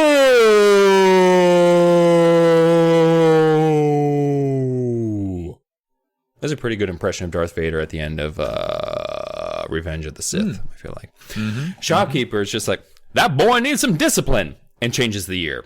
Bum, bum, bum. I do like how it's just like, "Your kid's a shit." Doop. No, he's doomed, he thought. But, thankfully, the shopkeep never had a chance to touch that dial. And there's a white flash. When he came to, he's in the garage. Suddenly in the garage. And Dad's asking him, "Did you like it?" It's the 21 speed bike in front of him he's talking about. Ooh. Huh. Guess it had worked. The clock took him to his 12th birthday. Not quite the day he left. He does point that out. He's just like, close enough. Yeah, whatever. He would have to deal with the shitty day again, but to him it's worth it. He's just glad he just happened to be alive. No, well, I mean, he's glad to be alive and 12.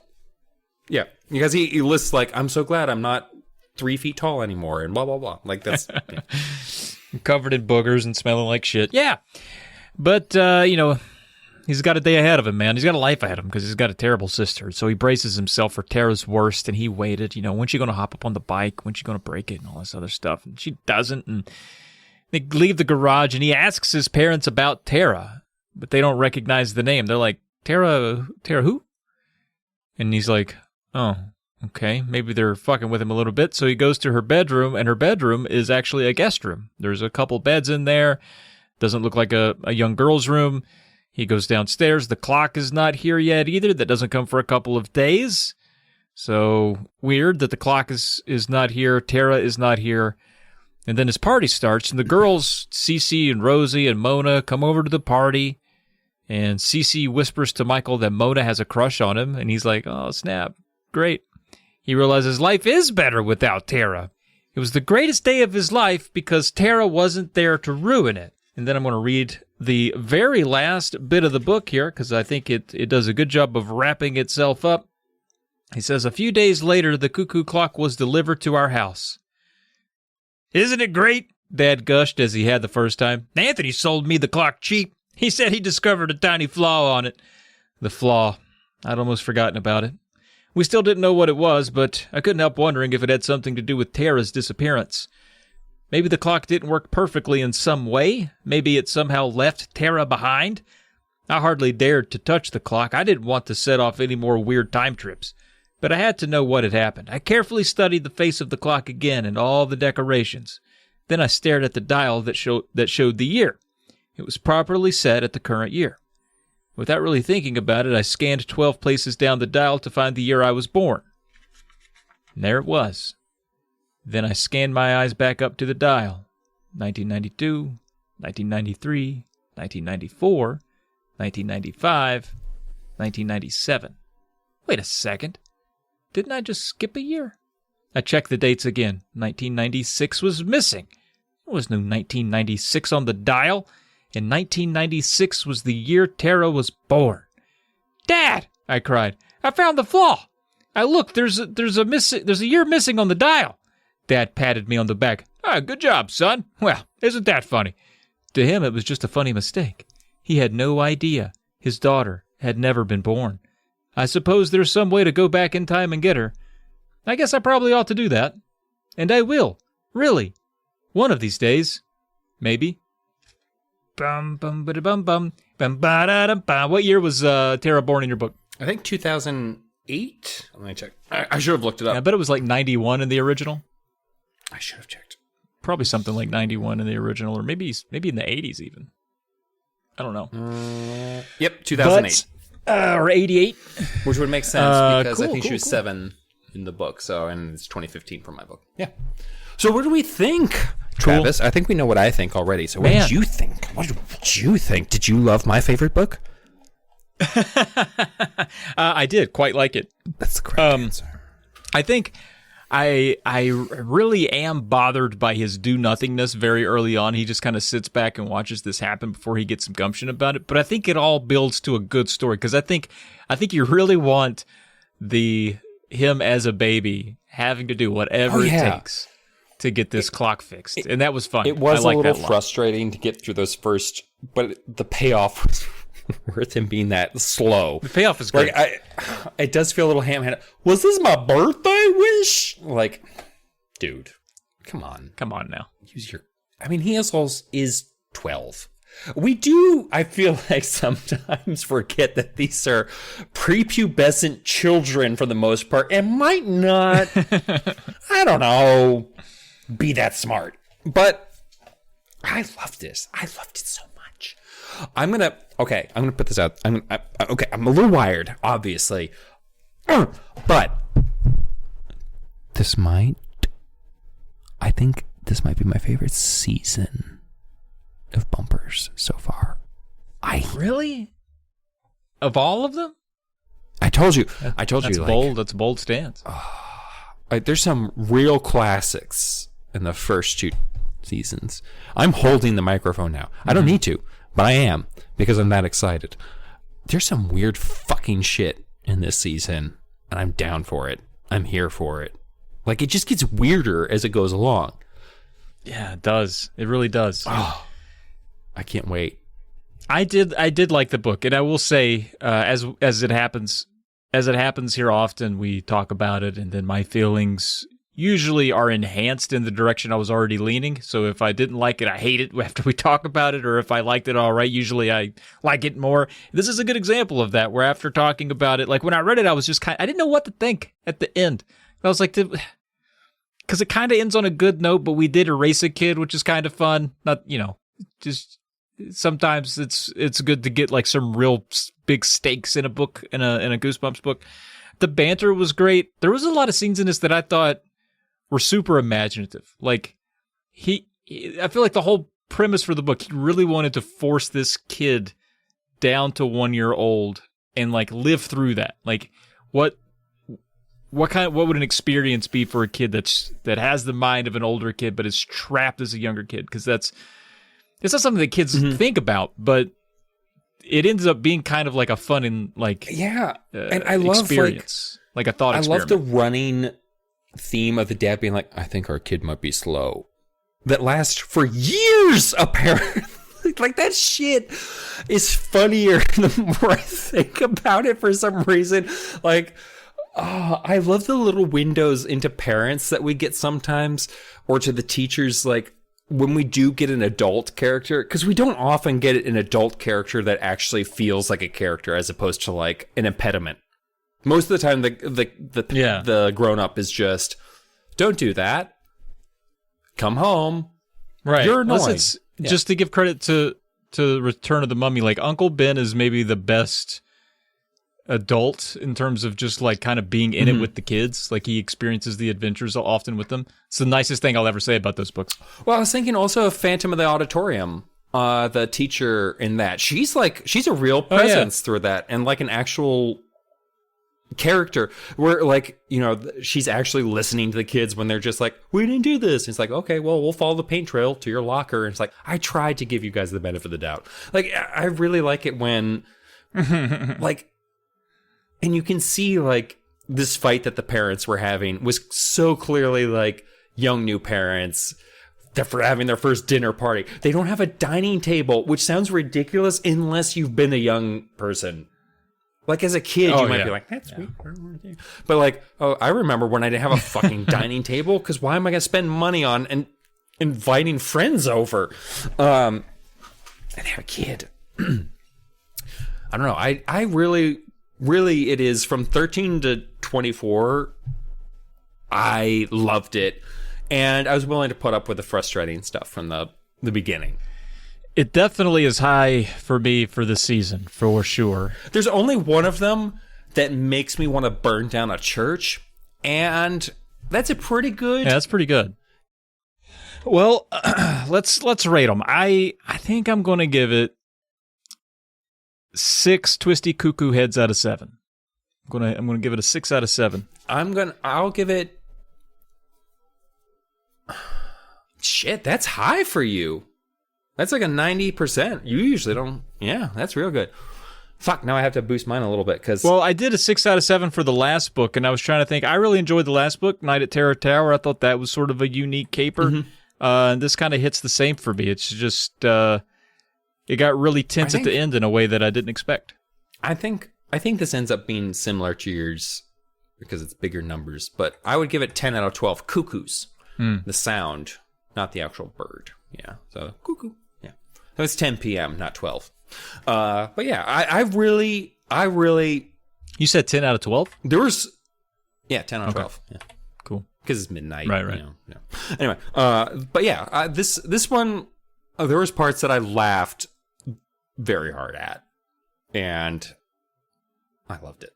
Yeah, it did have a good sense of humor about itself, and vicious. It had such a... He fucking erased his sister at the end. And he's like, I'll go back. I feel like No, he won't. I feel as time goes on, it's going to get harder. The fact that it ended on maybe kind of makes the whole book for me, where he's like, well, or maybe not, fuck her. Yeah, if it was one or the other, like if he's just like, I'm going back now, I'd be like, nah, I still don't believe it. Yeah. He would actually have to do it. But yeah, I love that. Very cool. All right, well, I got some trivia for you, and I think this first bit of trivia here.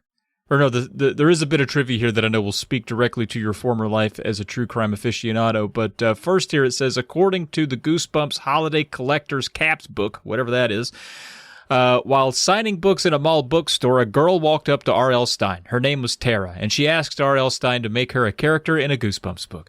She said that she wanted her character to be bad. So R.L. Stine named the character Tara Webster after her. My man coming through, he's like, oh, you want to be bad? I'll make you the worst fucking little girl to ever walk in a book. Dude. Also, I feel like that was probably like a booklet that was included with a collection of Pogs. It seems like it, right? But we'll Caps see. book, whatever that is. Yes, it is a Pogs. It's a Pogs collection book. Oh, that's awesome. Oh, God. Sorry, I just had a fucking nostalgia overload. Yeah, okay, we're good. Yeah. Oh, I think I own this book. Yeah, it does look familiar. I've definitely seen it before. I had the Goosebumps Slammer, which had Curly the skeleton on it.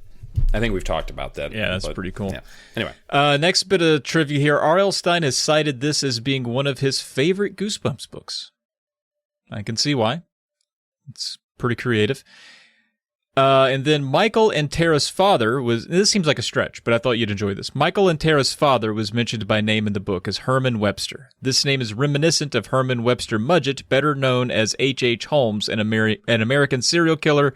It's unclear if this was intentional. I'm betting it wasn't, but it's still... Yeah. I feel like it wasn't until like the lore, the podcast, and Devil in the White City that like H.H. Holmes really hit like mainstream. Yeah, I agree. I don't think 1995 people were really talking about H.H. Holmes.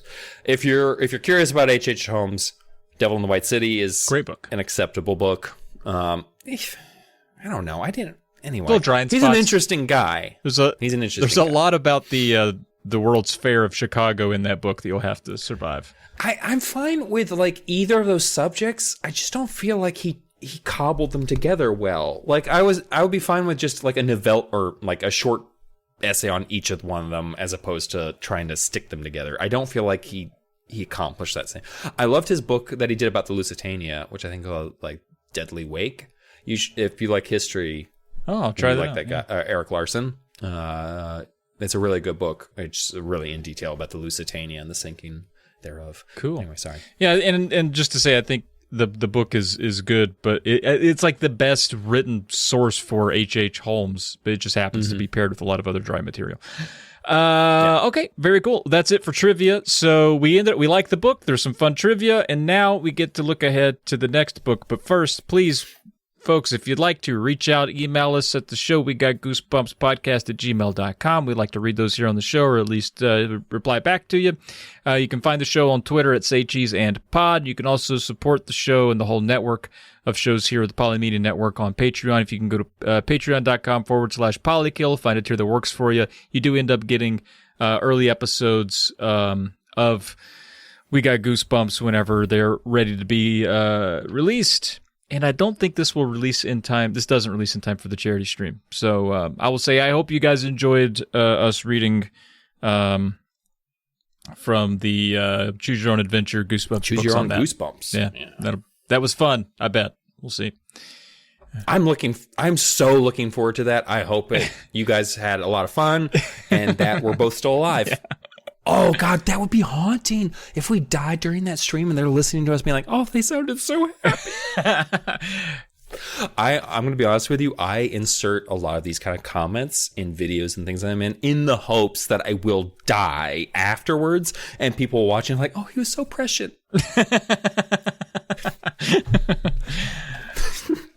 The number of times I've taken a video of myself and ended it with like last known footage. That's what I'm going to start doing that. That's so cool. You should. I will. Right? Everyone will be like, oh my God. Like the true crime documentary that pills that and like, oh my God. They'll put that in there. No, in my luck, I'll die the frame. first time I try it too. Oh, I've done it so many times since then that I'm good. I'm not worried about jinxing myself, but I can't wait for people to see the still frame image of my face after I say, like, I hope we make it out if you're okay. And then the white text box at the bottom is just like, Dylan Charles disappeared in the hot desert. He was never seen again. Dude, wild thing just happened. You said... Did you just die? No, the internet got really slow and stopped for a sec, but it stopped when you said something about a freeze frame and it froze your face creepy as fuck. I was like, did he just die? It was kind of like that. Yeah, it was fucking weird. Anyway, I don't even know how much of this I got to cut out. But, Dylan, I'm looking forward to the next book. I think we both are. Primus, give us a primer. Oh, God. I love... Because we just had a discussion... Well, I just had a discussion on our Twitter account with some of our fans because our episode for Go Eat Worms just dropped. And apparently, the fans don't love that book as much as we do. That's going to happen a lot. Weird. But our favorite friends are coming back. Next book! I'm so excited. Evan can't stand... It's Evan! Evan can't stand babysitting his genius cousin, Kermit. Kermit refuses to play video games. He won't even play Frisbee. All he likes to do is hang out in the basement doing strange experiments and playing mean practical jokes on Evan and his friend Andy. But now Andy's found something that'll teach Kermit a lesson once and for all. Is she gonna fucking poison another child with slime? Yes! It's green. It's slimy. And it comes in a can marked Monster Blood!